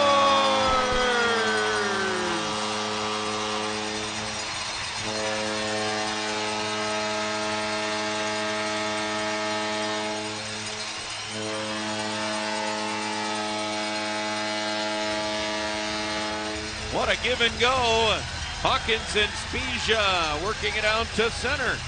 And right again to Spezia for the deflection past Ryan Fanti. Beautiful play. Started in the neutral zone. Brandon Hawkins was able to clear that, get the puck in the zone from Tyler Spezia. Beautiful give and go. Tyler Spezia was making his way right up the slot where Brandon Hawkins saw him coming in, was able to complete that pass. Tyler Spezia was able to get that one-timer in the net. And Brandon Hawkins, Grant Gabriel's had a couple of assists in his return to the Walleye uniform. And Tyler Spezia, goal number 7 on the year. Toledo has a 3-1 lead. As Messina's pass is blocked down to center ice. That goal makes Tyler Spezia on a 7-game point streak now. Yeah, he has been red hot. As the puck loose in front of the net and skipped out to center ice it goes and played back in by Palisic. Got it all the way over to the far side wall inside the Orlando zone. And the Walleye knocking it away is Craggs. Cruz looking for it there. It's popped to center ice. And skipped across the Toledo line. Losing his stick there was Kirsten. Able to kick it down into the corner. And Gabriel handed it across to McCallion, and it's away to Craggs. Sam Craggs winding up at center, got it across the Orlando line. That's gloved down, played by Mazza, but he lost it. Nearly set it up in front for Carson Bantle. At center ice, it's backhanded ahead by Craggs, but turned over there, coming across the line. Shot goes well wide. Chason let that go. And it'll be chopped ahead for Toledo as they've got it. To center ice, Bantle. Sidestep the check, and then it's pushed away, though, by Orlando. 6.5 to go here in period 2. Across the line it goes, and a centering pass missed wide. Grabbed by Toledo again. Here they come to center ice with Cruz. Got across the line, handed off Craggs with a shot. That got blocked. Puck down in the corner. Bantle, big hit. Came up the near side wall. Craggs digging for it there. Bird, though, able to get it out to center ice for the Solar Bears. And they'll fire it in deep. Played by Reddicup. Behind the net it goes. Sawyer, long feet ahead as Reddicup coming to center ice. Reddicup got across the line. Reddicup trying to weave his way to the front of the net. Got bumped into the wall. And it spins free. Comes all the way over to Lewandowski. Lewandowski hands it off Dornbach. Right circle shot. And Ryan Fanti down in the butterfly. He makes the save and holds on. Little extracurricular after the whistle, but cooler heads are going to prevail. Timeout on the ice. Toledo has added another thanks to Tyler Spezia. How about the tip in front of the net? And Toledo's up 3-1. This is Walleye Hockey.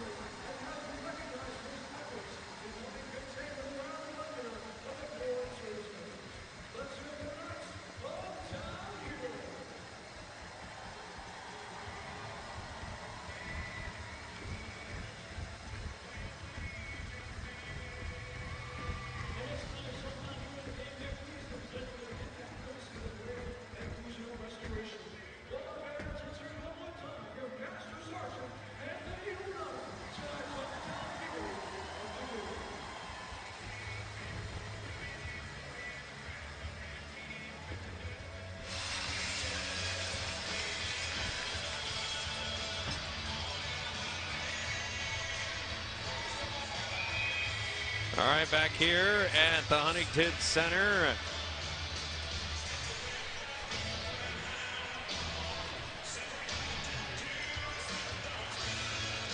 Face-off won by Orlando in the defensive zone as they'll chip it out to center ice. Bird will carry across the line. He'll fire a shot right on. Tyler Bird's chance knocked away by Carter Gylander. And another try right in front of the net, but Hawkins right there to play it. Shots are even at 17. However, they're 8-3 in this period in favor of Toledo. And they've scored twice to lead the game by 2. As it's down into the corner and worked up the far side wall. Spezia with a tip, going to get him out to center ice. He's got Hawkins with him. 2-on-1. Spezia pass across. He tried to go between his legs for the pass, and it got deflected away.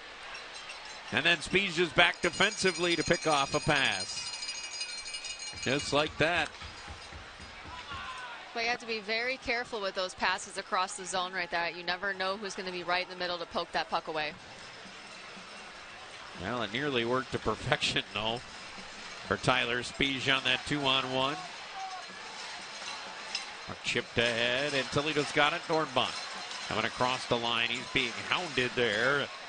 And it's Harper who knocked it away up the near side wall. Schmerich couldn't hold it in. Gonna slide the length here. Palisic after it. Tanner Palisic takes a hit. And there's a tackle over in the far side corner. Kelly bent and Tyler Palisic went down to the ice. Puck in behind that Orlando net. Fanti wanted to cover it. Got poked free by Ness, and Orlando, though, takes it. As they'll get it across the line, but it's whistled down. Offside call with 4:04 to go here in period 2. We'll give each team time for a line change, but that was a very good series of opportunities there by Toledo. They did a great job of maintaining puck possession. Even though the puck was going back and forth between each zone, Toledo was still able to force a lot of those turnovers and get that puck back in their offensive zone. Face-off just outside the blue line. And it's knocked down by Toledo. They'll chip it down the ice. This could go for an icing call. No, they wave it off. Thought they might go with the icing here, but it gives Toledo a chance to play it because Nodler dug it free, but then his pass, he fanned on it. And it's taken away by Kirsten, who's going to go the other way for Orlando. Out to the Toledo line. It's tucked deep. Goes in behind the net, centering pass in front, and off the stick of Gylander. He'll reach up and just grab it. He'll hold on. You know, sports are great. Athletes train. Athletes become great. Train with the pros train. Let us help you reach your full potential. Call 409-481-6437. Good little poke check there by Carter Gylander. That's actually the second time today he's done that, where the puck has been trying to come across this crease, and he's been able to poke check that puck right out of the play. And you like that one because he popped it in the air and then just, snapped the glove hand up to corral it.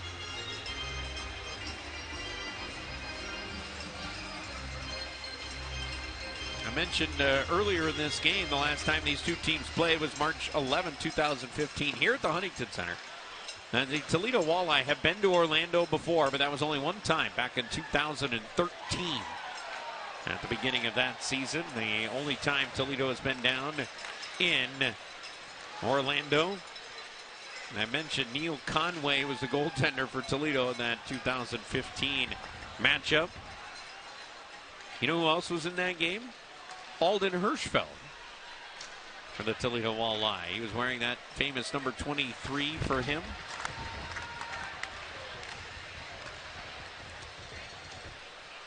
Such a good team back in that 14-15 campaign. Probably should have been playing for a title. It didn't end up working out. Mainly because I felt like that first series against Wheeling that went 7 games. The first round of the playoffs, it should have been a walk for Toledo, and Wheeling really very physical team. Really put Toledo behind the 8 ball. Then they played another physical team in Fort Wayne, went 7 games.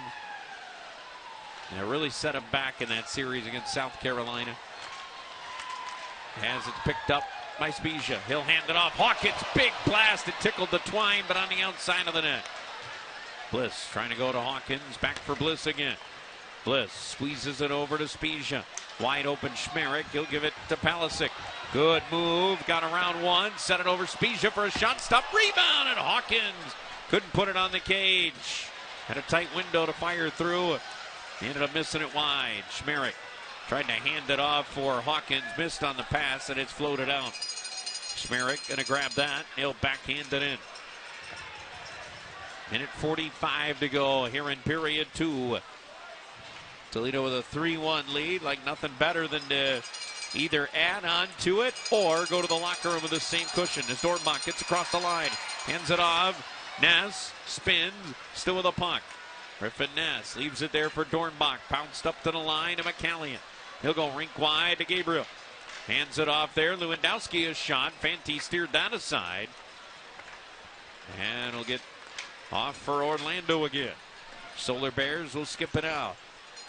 And a chase on will give it a backhand flip down the ice. Right there, Gabriel playing it around near side. Handled by Lewandowski. Lewandowski will carry to center. Lewandowski sets it across. It's Craggs on his backhand. Try to turn it to the front of the net. That's poked away. Came up to the line to McCallion. McCallion dropped it down into the corner for Cruz. Upended there with a cross check. And worked over to the far side wall for Bantle. Bantle rink wide. McCallion with a shot. Went off a stick in front. As Craggs continues to work after it. Boy, Toledo's got that cycle game going here a little bit, Kendall. Again, late in the second period. And it goes back the other way for Orlando. They're finally able to get it down into the Toledo zone. Gets in behind the Walleye cage and worked up to Bantle. Now carry to center. Handing it off. Hawkins sets it up. Redekop in front. Backhand try. Stonewall there. It's loose side of the net. And kicked off to the corner. Hawkins went after it. But it is played out.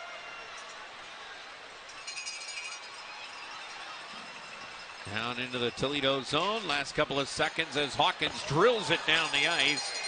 And he, why not, fired one all the way to the length.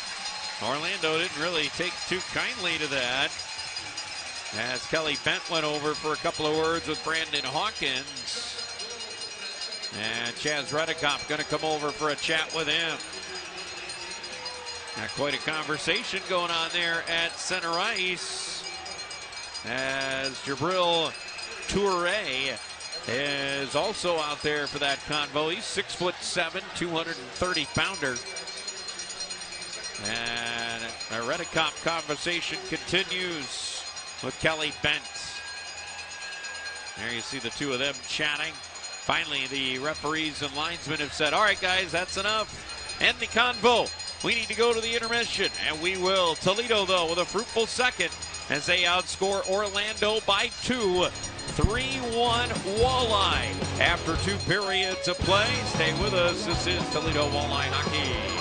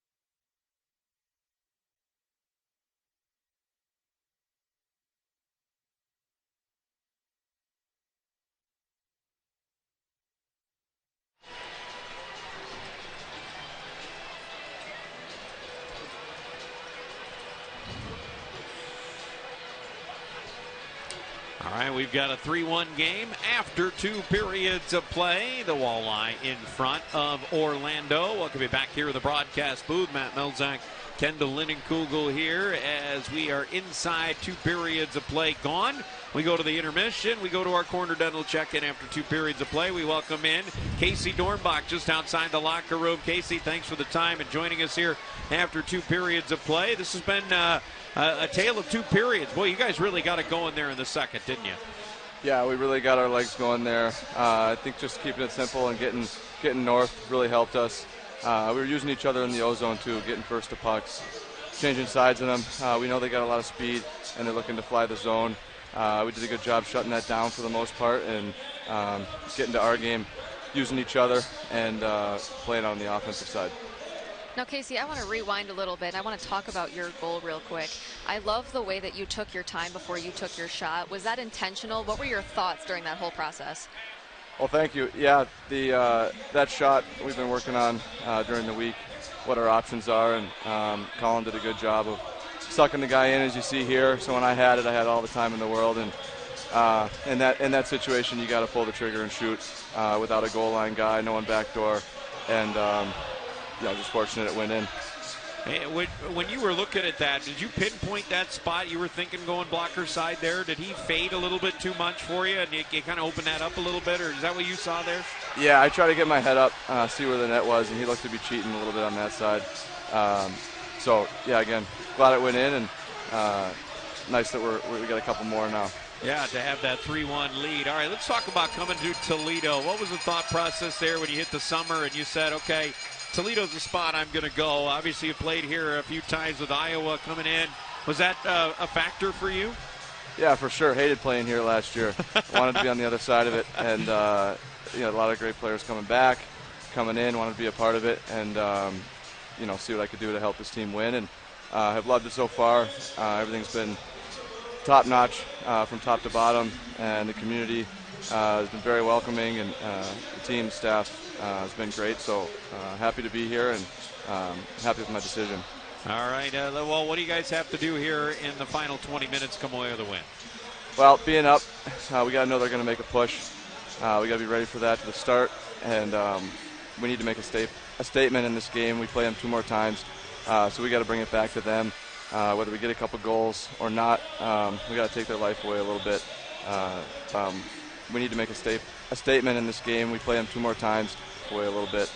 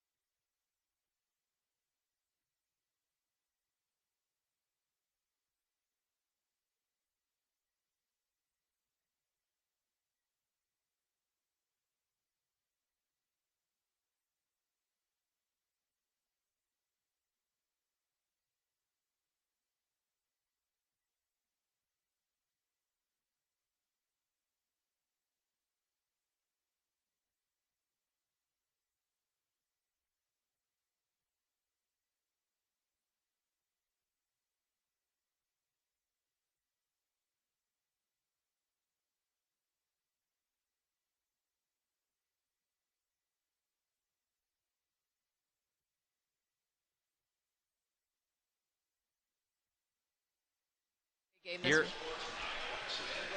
Yeah.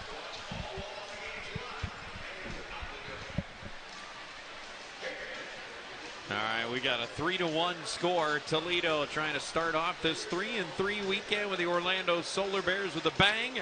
They've had a good second period. They now lead it by 2 as we welcome you back here in the broadcast booth. Matt Melzak, Kendall Linnekugel. Time now for our This Day in Toledo Hockey History. We always like to open up the vault of the great history of Toledo, and here we go. It's brought to you by our Central Midwest Regional Council of Carpenters. And we start with Walt Bradley. Scored twice on this date in 1963 to lead the ECHL leading Blades to a 4-2 victory over the Port Huron Flags at McMorran Place Arena. Toledo Hockey Hall of Famers Greg Jablonski, Chick Chalmers scored for the Blades, who would go on to capture the Turner Cup that season. And the Storm improved to an ECHL best 14-2-1 on this date in 2002, putting away the Wheeling Nailers 6-3 at the Sports Arena. Toledo Hockey Hall of Fame candidate Alexander Jacques, I think he will end up in the Hall of Fame at some point. Toledo Hockey Hall of Fame, by the way, Kendall. Yeah, he continued hot play as he scored a pair of goals, including the game winner. The Jacques had 11 goals, 4 assists in his last 9 appearances for the Storm, who would go on to claim the Brabham Cup that season. That was a team that probably should have won the Kelly Cup. They ended up losing in the second round of Cincinnati. Ooh, go figure. I feel like that is kind of typical for a team that goes and wins the Brabham Cup, though, because they get themselves worn out during the season, and then comes to playoffs and everyone's all worn out. Yeah, absolutely, it's crazy how that goes. All right, here we go. The Walleye side. It was the Walleye delivering a zap, boom, and kapow at the Huntington Center on this date, 2014. Wearing Batman jerseys, Toledo foiled the Evansville Icemen 6-2. We're also wearing, the Riddler sweaters.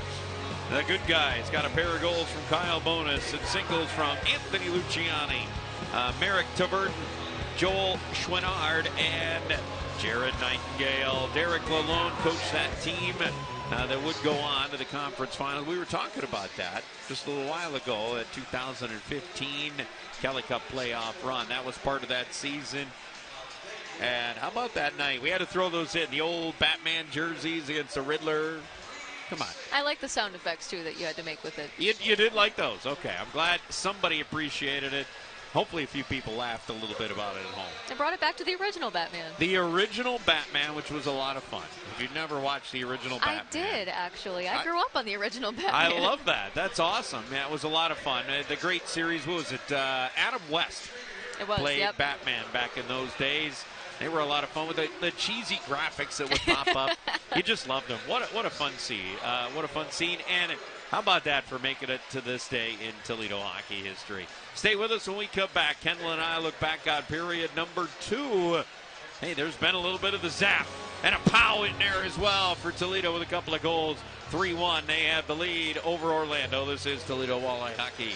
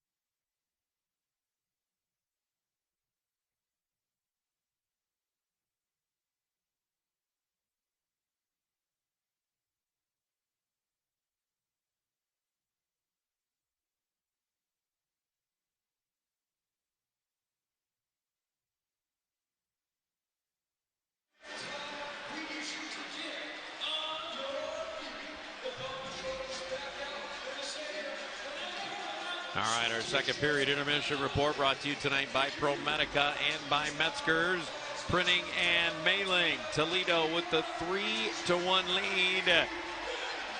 They're having some fun here at the Huntington Center. We haven't picked up our paid figure yet, but with the way it's gone, you have to assume they're We can be pretty a much sellout. assume it's a sellout. And we'll get that figure early in the third period. We'll pass it along to you when we get there. Let's take a look at the highlights from that second period of play. And this was a period where we saw Toledo starting to get to what we're used to seeing from the Toledo Walleye. That's getting after it offensively. Griffin Ness on this goal. Toledo really woke up in this period, and Griffin Ness, having a heck of a rookie season, got a beautiful wraparound goal right here. Was able to open up that scoring for second period. And then Tyler Spezia with this kind of give and go, and a great tip on the pass from Brandon Hawkins. A great job right there. The play started with Tyler Spezia all the way back in their own zone, was able to make that pass up to Hawkins, and then we have another great opportunity right here. Yeah, right at the doorstep. Looked like Toledo could add even more when Brandon Hawkins gets a look. You always figure it's probably going to end in the back of the net, but there was some big scrambles. They started to get to where they were hemming in Orlando, which they're so good at. Right. Orlando is a very defensive-minded team where they know how to clog that middle and prevent those shooting lanes. And Toledo is finally starting to pick that apart and be able to take their defense and spread them out a little more to open up those shooting lanes. Yeah, 3-1 the score. You see the shots. Toledo strong second period in that regard. 20-18 overall now after two periods of play in favor of the Toledo Walleye, which means Orlando had 4 shots on goal on Carter Guylander in period 2. And Carter Guylander has done an excellent job so far in this contest, only allowing 1 goal, but so far he's been making a lot of incredible saves. He's making them look very routine by the way his size is and how much athleticism he has. He's able to get himself perfectly square to that puck. The puck goes into his logo every single time. And another thing that has stood out is Toledo only that 1 power play. They've stopped 3 consecutive opportunities for the Orlando Solar Bears without allowing a goal. So that's why Toledo has the advantage right now after 2 periods of play. They're 20 minutes away from starting off this 3-3 weekend against Orlando with a victory. We'll see if they can get it done when the third period comes your way in a moment. 3-1 Toledo. This is Walleye Hockey.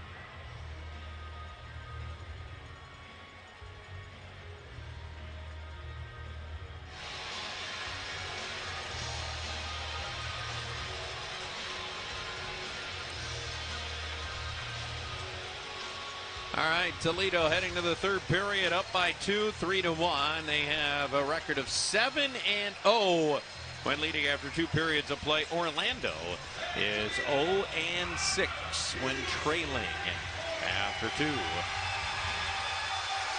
And here we go as Toledo and Orlando are out on the ice. Time to start the third period. Yeah, the shots in that second period were 11-4 in favor of the Toledo Walleye, as they were able to control a lot of that second period.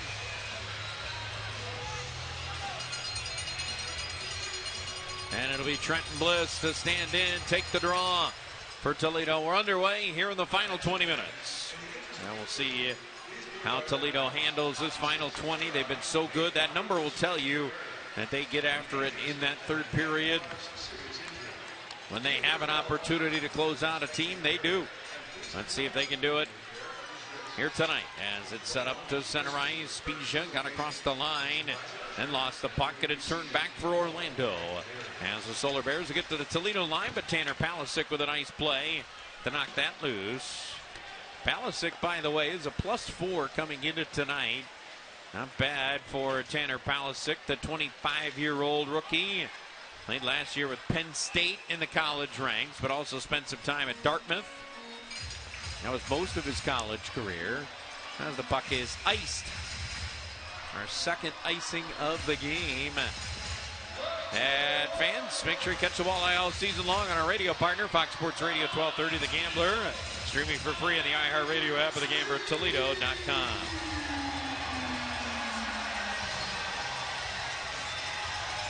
Draw B to the right of Carter Geilander. Toledo did very well in the first period on the faceoffs.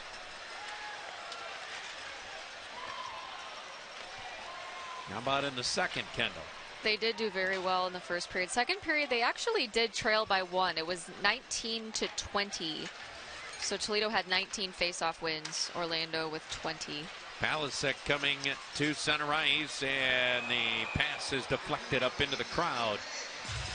And out of play, we'll get another said face-off. That'll be this time, it looks like it'll be in the Orlando zone. As the Solar Bears play in the same arena as the Orlando Magic.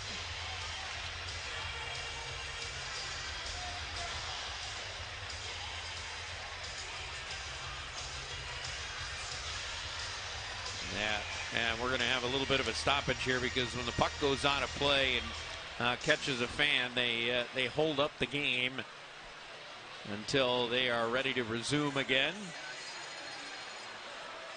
And obviously, it's one of those things that you got to not only be paying attention at all moments, and even then, you could still have a puck come up and hit you in the crowd.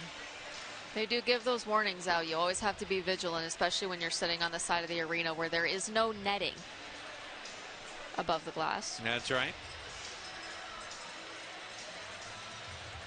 So if you're wondering why we have the slowdown, that is why. We certainly hope that fan is okay. Up there in the stands, over on the far side.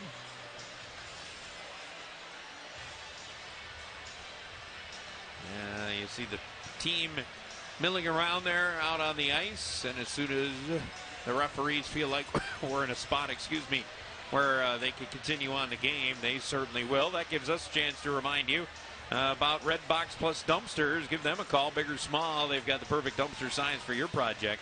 For home cleanouts to major renovations, Red Box Plus Dumpsters has you covered.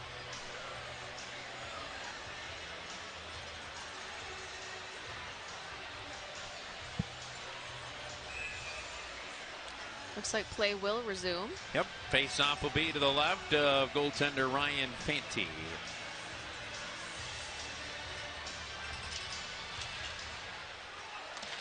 Off the draw, puck will be played along the near side wall. And it'll be set down in behind the net. Toledo trying to keep it inside the zone. They'll work down into the corner. It's popped free there. On it is Banto coming up the near side wall, and it got chipped off of his stick and out. To neutral ice it goes. And got across the line. Craggs tipped it down into the corner. Banto going after it. Orlando has it. Low, his pass blocked. But still managed to make it out to center ice. And the Solar Bears go on the attack. Centering pass attempt from Tyler Bird was blocked. That'll get over to the far side wall. And the Solar Bears are on it. Little wraparound try right at the side of the net. As Nazarian got a good look, but it was blocked away by Carter Geilander. Does not face much. His work was in the first period. And it's really changed since that point. Toledo defensively has really locked it down.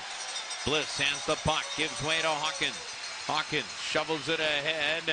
It goes down into the corner. Spies after it. Left for Bliss. A shot. He scores!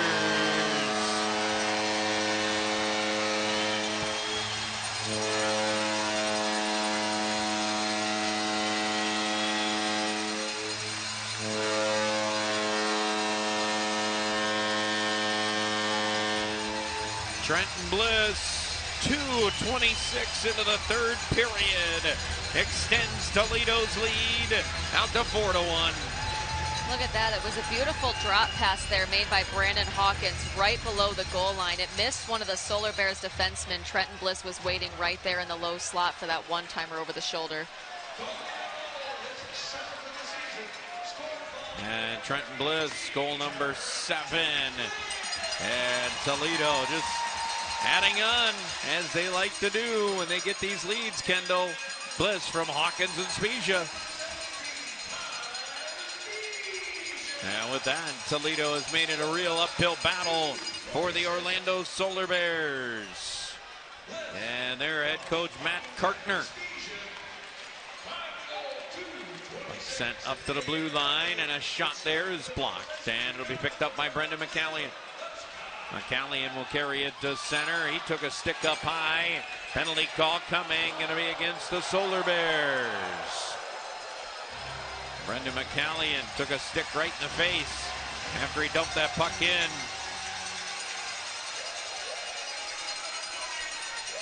Toledo will once again go on the power play. Yeah, McCallion going right to the bench there. Looks like he's okay.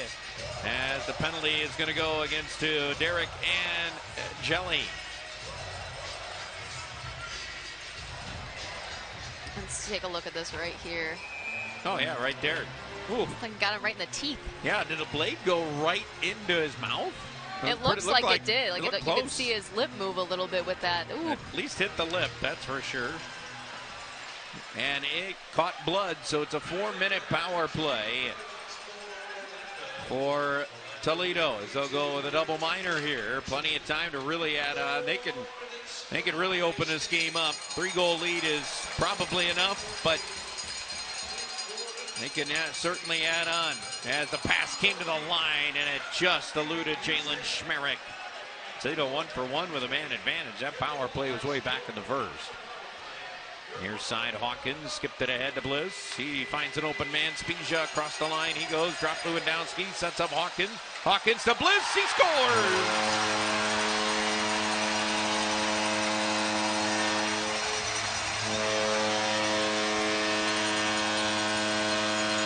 Make it 5-1 Toledo on another power play goal.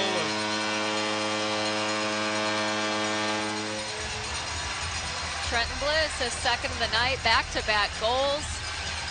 Very close to each other, Trenton Bliss. This one off of the power play. Minute and a half apart for Trenton Bliss. Spezia to Hawkins to Bliss. Back in the net. Exactly the same order as the last goal. Spezia to Hawkins to Trenton Bliss. Actually, I got to correct myself. It was Mitch Lewandowski on the first pass. So not quite the same, Kendall. Still a beautiful goal there. Trenton Bliss making it 5-1 here. Toledo still on the power play after that one. There's still one more minor penalty for the Solar Bears to kill. Yep. And they're 2 for 2 with a man advantage tonight. A power play that came in near 28% has added on to that. As it's around the near side for Craggs. Into the near side corner. And it goes behind the net. Banto trying to weave his way in front. Lost it, and it's cleared out. So a 5-1 Toledo lead. They've scored 5 goals on 22 shots. Dornbach to center. He'll hand it off to Bantle. Bantle down the near side wall. Set it to the line. Sawyer handed it off. Took the return feed. He'll go to Dornbach. Dornbach sets it down low. Centering pass from Bantle was blocked out to center ice. And just like that, Toledo adding on. You know what, Kendall? They have 2 shots in this period. They both have gone in the back of the net. 2 for 2 as it's sent the length by Orlando. 50 seconds to go in the power play, and it's a 5-1 game. So Toledo, in their last 3 games, going back to Norfolk, they won 5-1, 6-2, and they're now up 5-1. Shot blocked by Fanti, and it's cleared out. I'm not great at math, but I do believe that is 16-4. And that is a heck of a record to score at least 5 goals in each of your past 3 games. Bliss looking for more as he hands it off to Spezia. Back to Bliss, back to Spezia going behind the net. He's got Lewandowski in front, skips it up to Schmerich. Faked the shot, then went to Hawkins. Down into the corner it goes. Spezia back up to Hawkins, again to Spezia. Let's see if they look for Bliss in front of the net. As it'll be set up for Schmerich with a pass. That's blocked. Another shot. That's turned away. Bliss turnaround shot goes off a leg. Toledo finally stopped on the power play as it's now 2 for 3 with a man advantage. Hawkins got it across the line. Touched back out to neutral ice. And Orlando going after that. Burt got it across the line, and it's set wide of the net. Down into the corner it goes, and Hawkins just flashes it out to center. 6 minutes and plus, nearing 30 seconds, 6.5 as it's brought in offside. And that brings us to a timeout on the ice. Toledo has done it again. It's Trenton Bliss as he scores twice in the early part of the third, and Toledo's 3-1 lead is now 5-1. This is Toledo Walleye Hockey.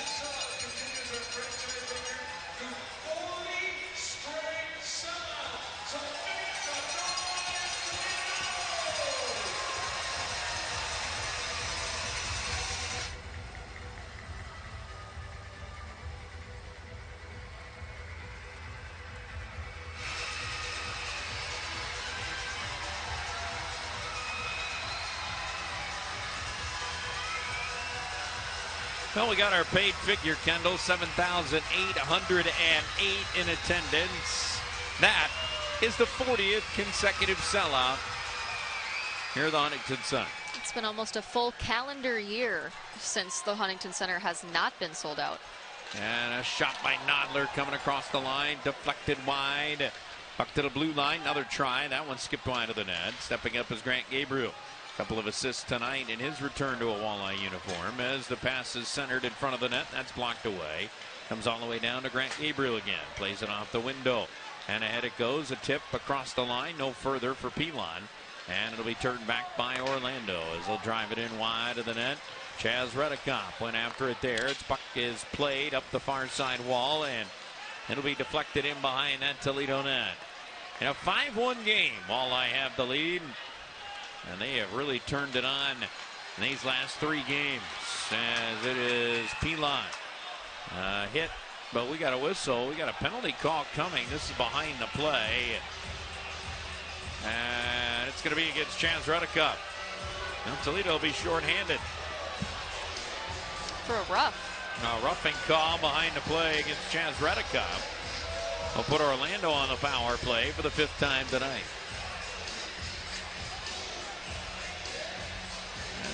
Mickish looking on from behind that bench. Has to like the way his team has controlled a lot of this game tonight. Especially after the first period, it has really been quite a run. Matter of fact, the shots are 16-5 since the first period. A big turnaround. It's like night and day between the first period and the third. Yep, absolutely. Top of the right circle. Pass game to the line, and a shot there deflected up into the netting. And that'll be whistled down. Power play number 5 of the game for Orlando. Hey, Walleye Hockey brought to you tonight by A1 Accurate Limo, the premier limo service of Toledo, providing airport transfers from Toledo to Detroit Metro. Go 419-725-LIMO or book online, A1AccurateLimo.com. Wendy's power play has been really good tonight for Toledo as they are 2 for 3. But you know what? The Battery Wholesale penalty kill has been pretty darn good too, stopping 3 straight. Only allowing 1 goal on the penalty kill so far in this contest.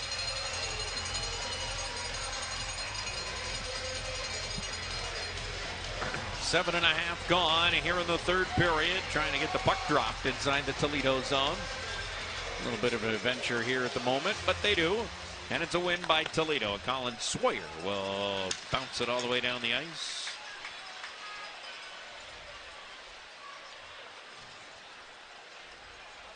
And the puck control by Orlando. Here they come to center ice.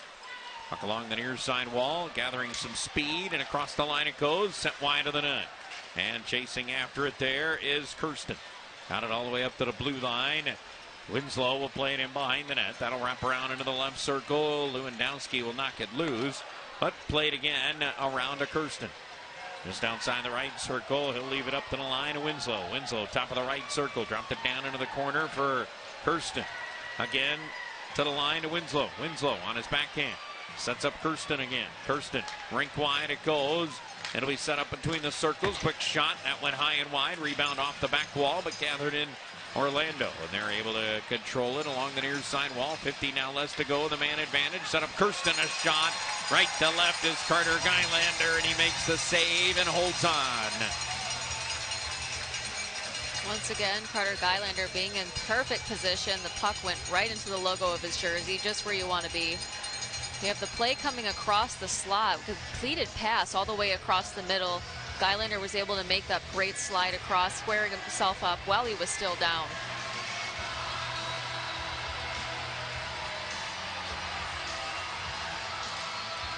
Off the draw, goes right to the front of the net and ripped out by Toledo.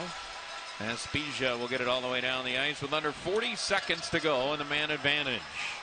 And a little over 11 minutes remaining here in this third period. Puck to center ice, gathered in by McCallion, and he'll fire it all the way down. Ryan Fanti will settle that down.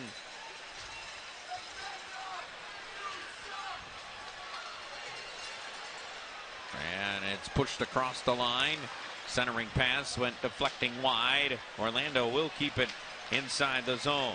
Toure got it down into the corner, and it's chipped up to the blue line. Held in, though, once again by Orlando. Centering pass is blocked away. And the power play time has expired on Orlando. They're now 1 for 5 with a man advantage of 4 straight stops as we get a whistle to stop play. Looks like there was a high stick call.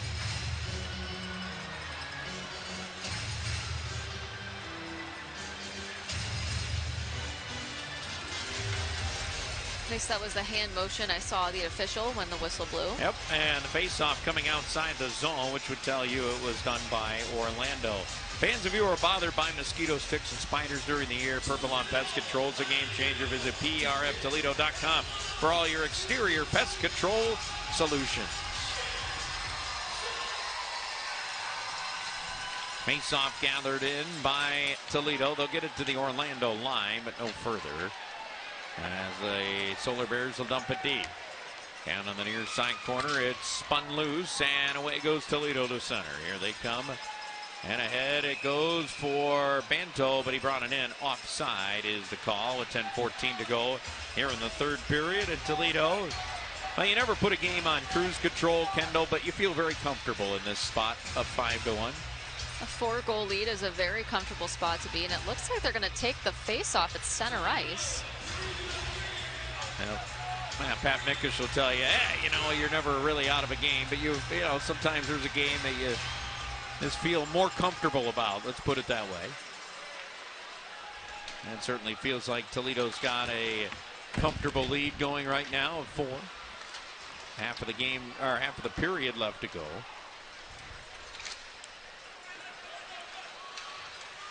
You know, there's always a situation. It's amazing because, you know, you've been around the last couple of years, and I've seen a boatload of games over my career. As Dornbach goes wide, try to bank it in off of Fanti, and it went a little wide. But I have seen some games that in this situation that will go awry. It's happened. It has happened before. I've seen some of it happen. Yeah, so you never know. But it's the way Toledo can play the game and how they've stymied Orlando. Just 6 shots since the start of the second period in 30 minutes. You got to figure they're in a prime spot to come away with this. Especially against a team that Toledo hasn't seen in almost 10 years. Yeah, that's right. Got to go back to 2015.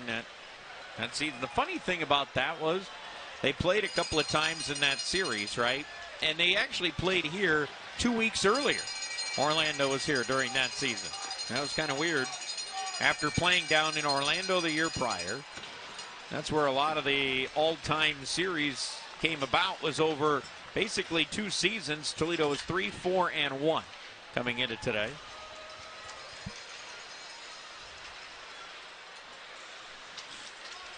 As the puck slips down into the corner, near side. And it'll be played by Orlando, coming out right to left. A little over 8 minutes to go here in the third period. 5-1 Walleye as Nodler has it. Josh Nodler will come across the line. Nodler trying to cut his way to the front of the net. It's bounced right to Fanti. He'll cover. And we'll have a timeout on the ice. 8:12 to go, third period. Toledo 5, Orlando 1. This is Toledo Walleye Hockey.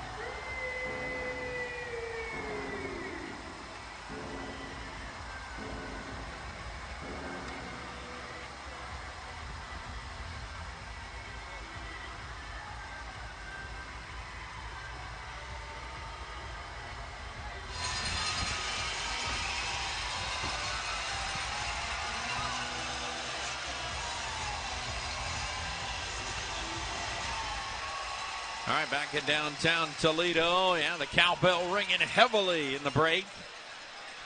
And the sellout crowd, the folks that still remain, making some noise for that. A turnover, got a chance in front, and a shot that went wide. Boy, a good look there for Aaron Luchuk, but he couldn't put it on the net. Now we're going to get a slashing call. It's going to go on the board. Brandon Hawkins not happy. Going to the Solar Bear. That's Chris Harper. And it's going to be Hawkins in the box on a slash. Yep, right okay, there. Yep.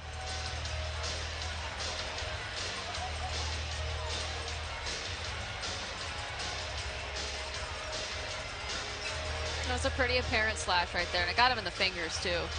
You could see him take his glove off and shake his hand a little bit. And with that, Toledo's shorthanded once again. 6th time in this game. The special teams have been a huge factor. Toledo with an edge there. They're 2 for 3. This is the 6th power play of the game for Orlando. As Hawkins is sitting in the box. Puck down in the corner. They'll set it up. Big one-timer there. Kicked out by Carter Gylander. And out it goes. Derek Angeli getting the look on the one-timer. And Carter Gylander with a terrific stop as the puck flipped down the ice. Chasing after Brendan McCallion. Gave way to Dalton Messina. Puck along the near side wall. Scooted up to the line. Angeli will hand it across. It'll be pushed up to the line, and a shot from the blue line, and a stop there by Gylander. And he's able to hold on. And the 24-year-old Edmonton, Alberta native, very busy in the first, Kendall, and is that make a couple of nice stops here in the third. Especially this one right here. It was a little bit of a delay before the whistle, and he was still able to hold on despite getting whacked a couple times. Neuter goes beyond mechanical and electrical. They're T-Town's full-strength team for essential construction projects.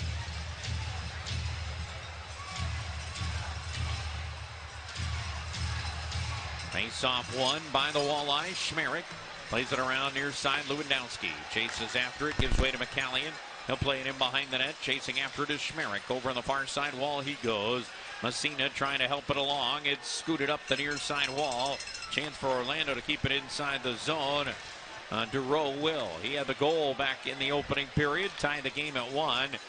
Lost it here, and Messina will send it the length with 6:40 to go in this third period.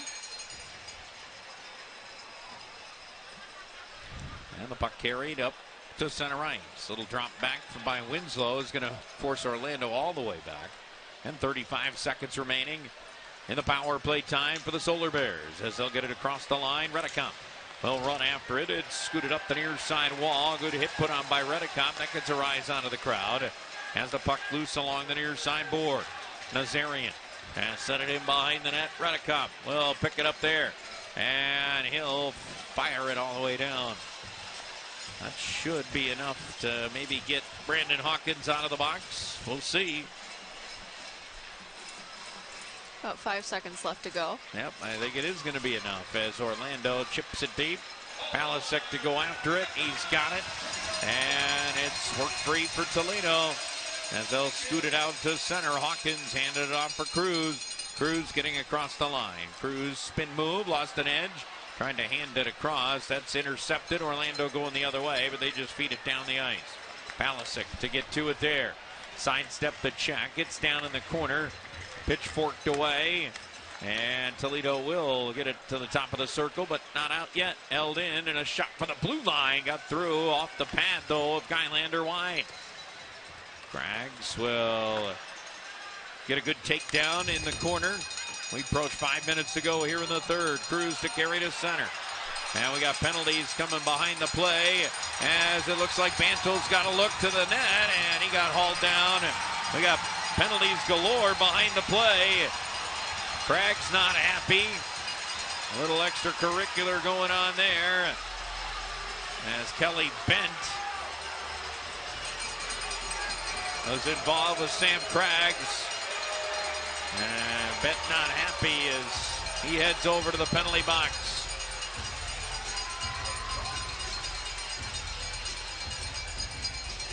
Now looks like Toledo will go to the power play. A little extracurricular. Remember, these two teams play tomorrow and Sunday. 5-1 Toledo. This is Walleye Hockey.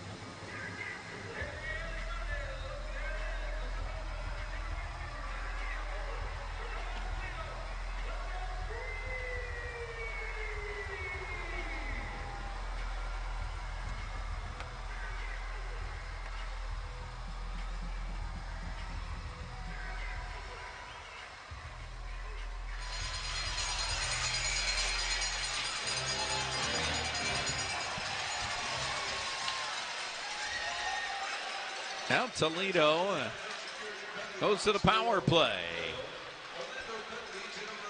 As Kelly Bent got a roughing call. And Toledo with a 2-for-3 power play night. They go back to the man advantage. As Hawkins slides it through the neutral zone for Spezia. Got across the line, but it's knocked off of his stick back to center. Schmerich has it. Spezia will wait, get back on side as Hawkins hands it to Bliss. Down the near side wall, Bliss lost the puck, and it's cleared out. And Schmerich back to handle for the Walleye. And the puck flashed to center for Dornbach. Near side it goes. And Banto bulling his way to the front of the net. Puck right there.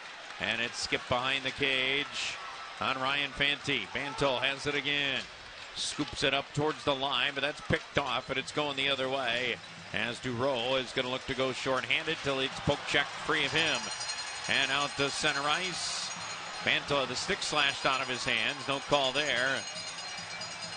And I think the referees are thinking, you know what? There's 3.5 left. Let's let them finish it out as we're going to get an icing call against Toledo. Help Toledo Walleye trust the experts Pro Medica Sports Medicine Institute to keep them in the game. You can too. Don't let a torn muscle, worn out joint get you back into the game with Pro Medica Sports Medicine Institute.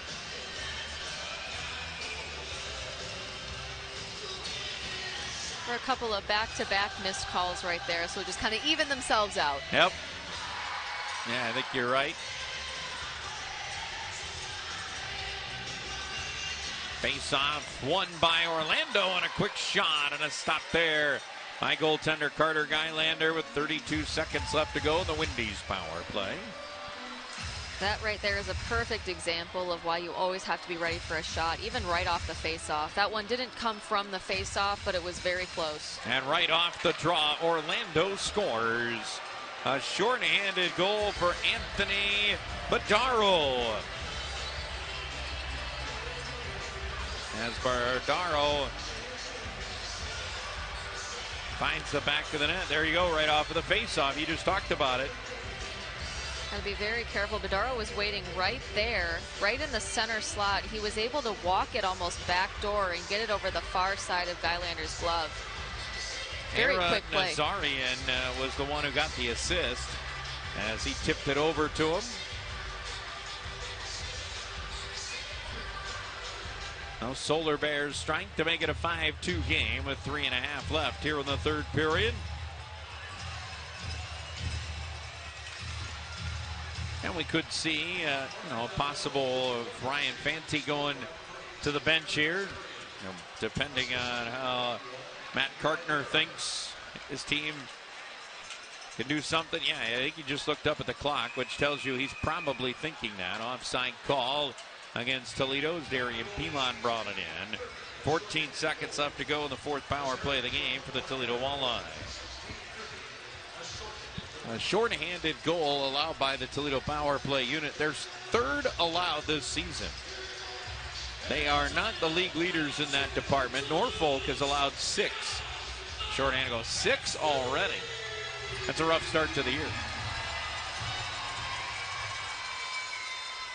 And for Orlando, that's actually their third short-handed goal scored. They're one off of the league lead. Florida and Adirondack each have 4.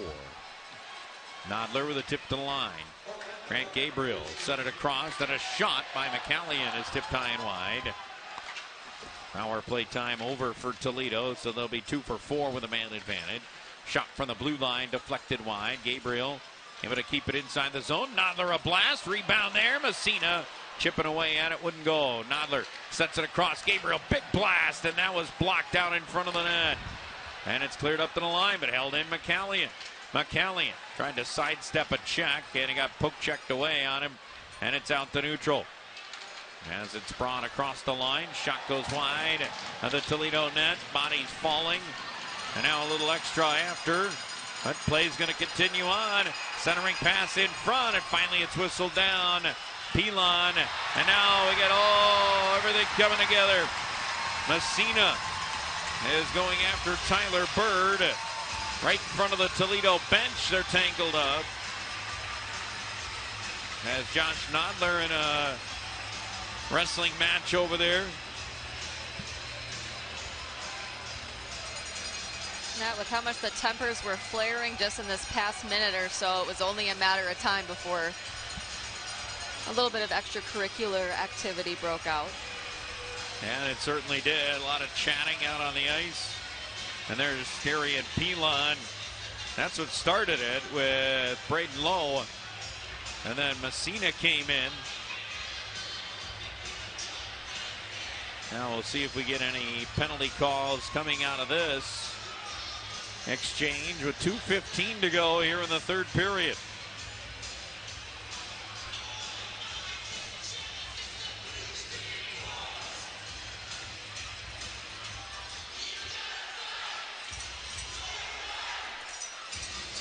Well, they've gone over. Well, we got one of the Solar Bears going in right now. That's Jack Adams into the box.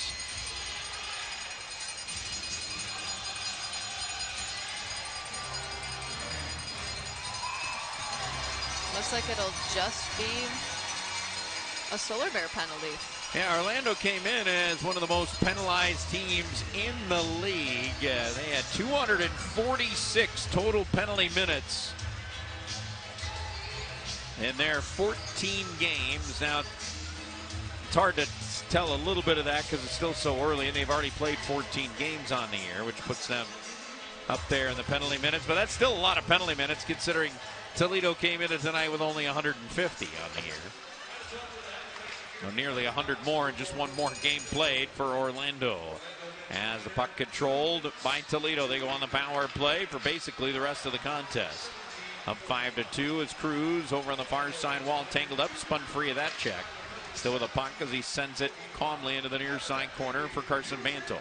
Mantle will take it up near the line, dropped it off there for Tanner Palisic. He's open, fired a shot for the right circle wide, and it's going to bang off of the wall and out.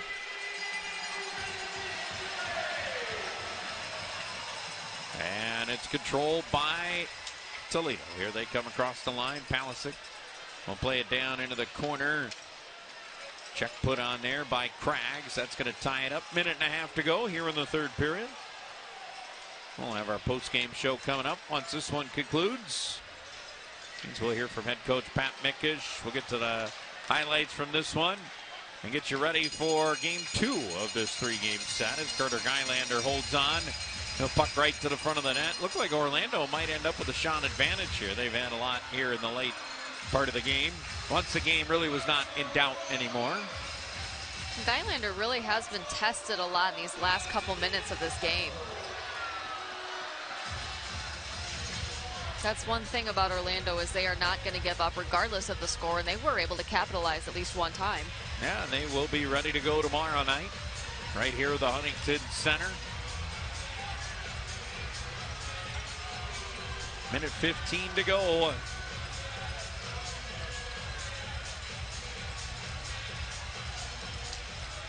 And off the draw, shot from the blue line, went high and wide. Arian Pilon's going to scoop it up.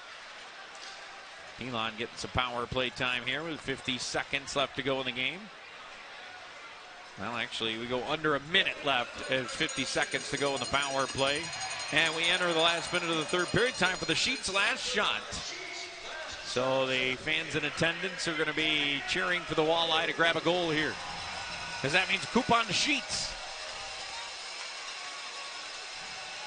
As it's played by Nodler. Down into the Orlando zone. Grant Gabriel stepped up, but it got past him. And Nodler back to play with 30 seconds to go here in the third period. And Toledo looks like they will grab win number 10 on the year. They will be the second team to hit that mark. Florida already 10-3. As the power play time expires, Toledo will be 2 for 5 with a man advantage. And the last couple of seconds going to tick down as it's thrown wide of the net. But Fanti reached out to try to play it. There's your horn, signaling the end of the game here tonight. And And the Walleye win it by a final score of 5-2. 3 straight games of 5 or more for that Toledo Walleye offense. And yes, we will have that post-game show coming your way in just a few minutes as they'll congratulate Carter Kylander on yet another win. His 5th on the year. Toledo win number 10 overall on the season. Stay tuned for that post-game show. It'll be coming your way here in mere moments with the Walleye picking up the victory by the final score 5-2. This is Toledo Walleye Hockey.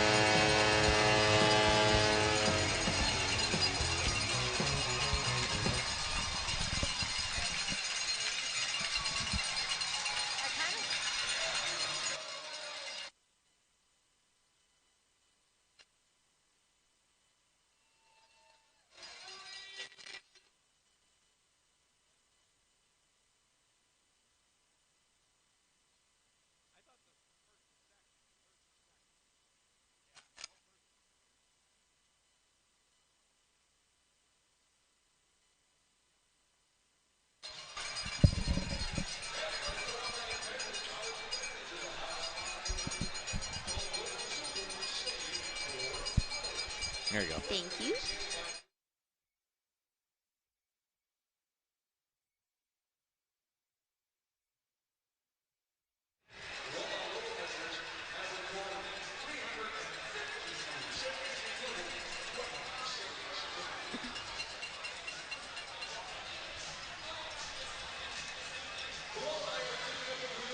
Our post-game report tonight brought to you by Huntington Bank, Corner Dental, ProMedica, and by Metzger's Printing and Melee. Toledo coming away with a victory tonight. Final score of 5-2. Matt Melzak, Kendall Linnenkugel back here in the broadcast booth as we get this post-game show rolling. What a nice win for Toledo. 1-1 after one. They kind of took control of the game after that point. Very similar to how the series ended in Norfolk. It was the beginning game of Norfolk, that series, where there was a 1-1 tie at the end of the first period, and they were able to come in and open up that scoring as well. Yeah, they certainly did. A lot of goals here the last 3 games as we welcome in the victorious head coach tonight. Pat Mickus joining us just outside the locker room. I'm going to start right there, Coach. You go back these last 3 games, and you got 5 goals, 6 goals, 5 goals. 16 goals in the last 3 games. This team has found that offensive stride, haven't they? Yeah, I mean, we're getting closer. I mean, I still don't think we're possessing it as much as we'd like to. Traditionally, that first period is a period we go out and put more pressure on a team, but we didn't establish that ozone until the second period, and then kind of just rode through a third period there with a couple big-time plays, but there's plenty of areas to improve for sure. Now, Coach, speaking of that first and second period, it was like a night and day difference between those 2 periods. Your boys really came out for blood at the beginning of that second period. What was the secret to you overcoming that challenge of a slower start? Well, I think some of those penalty kills, after having a slow start on our first one, to get through and grind through the end of that first period and then come out and kind of reset. And we talk about it all the time. I mean, like, this building brings excitement for both teams. And I thought Orlando was really on their toes. Their forecheck was really strong in that first period. And then we found ways to slow them down a little bit as the game went on. You know, it is interesting because you talked about it before the game with me, Coach, about how you like their defensive group and how it was going to be a challenge there a little bit for you guys to create offense. And it looked like that in that first period, and then you kind of found some ways to break through that in the second and third. Yeah, I mean, early in the game, I just didn't think we spread them out enough, and then that second period we started to establish it and using our defensemen in that ozone, which is always a huge part of it. And so we built as the game went on, and we're going to need to do that as this series goes on now. And the special teams are always a very key component, Pat, and you had that tonight with a couple of power play goals. Yeah, I mean, we ended up giving up to Shorty at the end there, just a little lack of attention there, but it was good power plays, both units, getting involved, which is key. I mean, when you have this type of an offensive group, you need to have 2 units that can create. Well, you're going to get to do this again tomorrow, Coach. Yeah, we'll do it for a couple more days. Right now we'll reset, refocus, watch a little video, and try to be better out of our start tomorrow.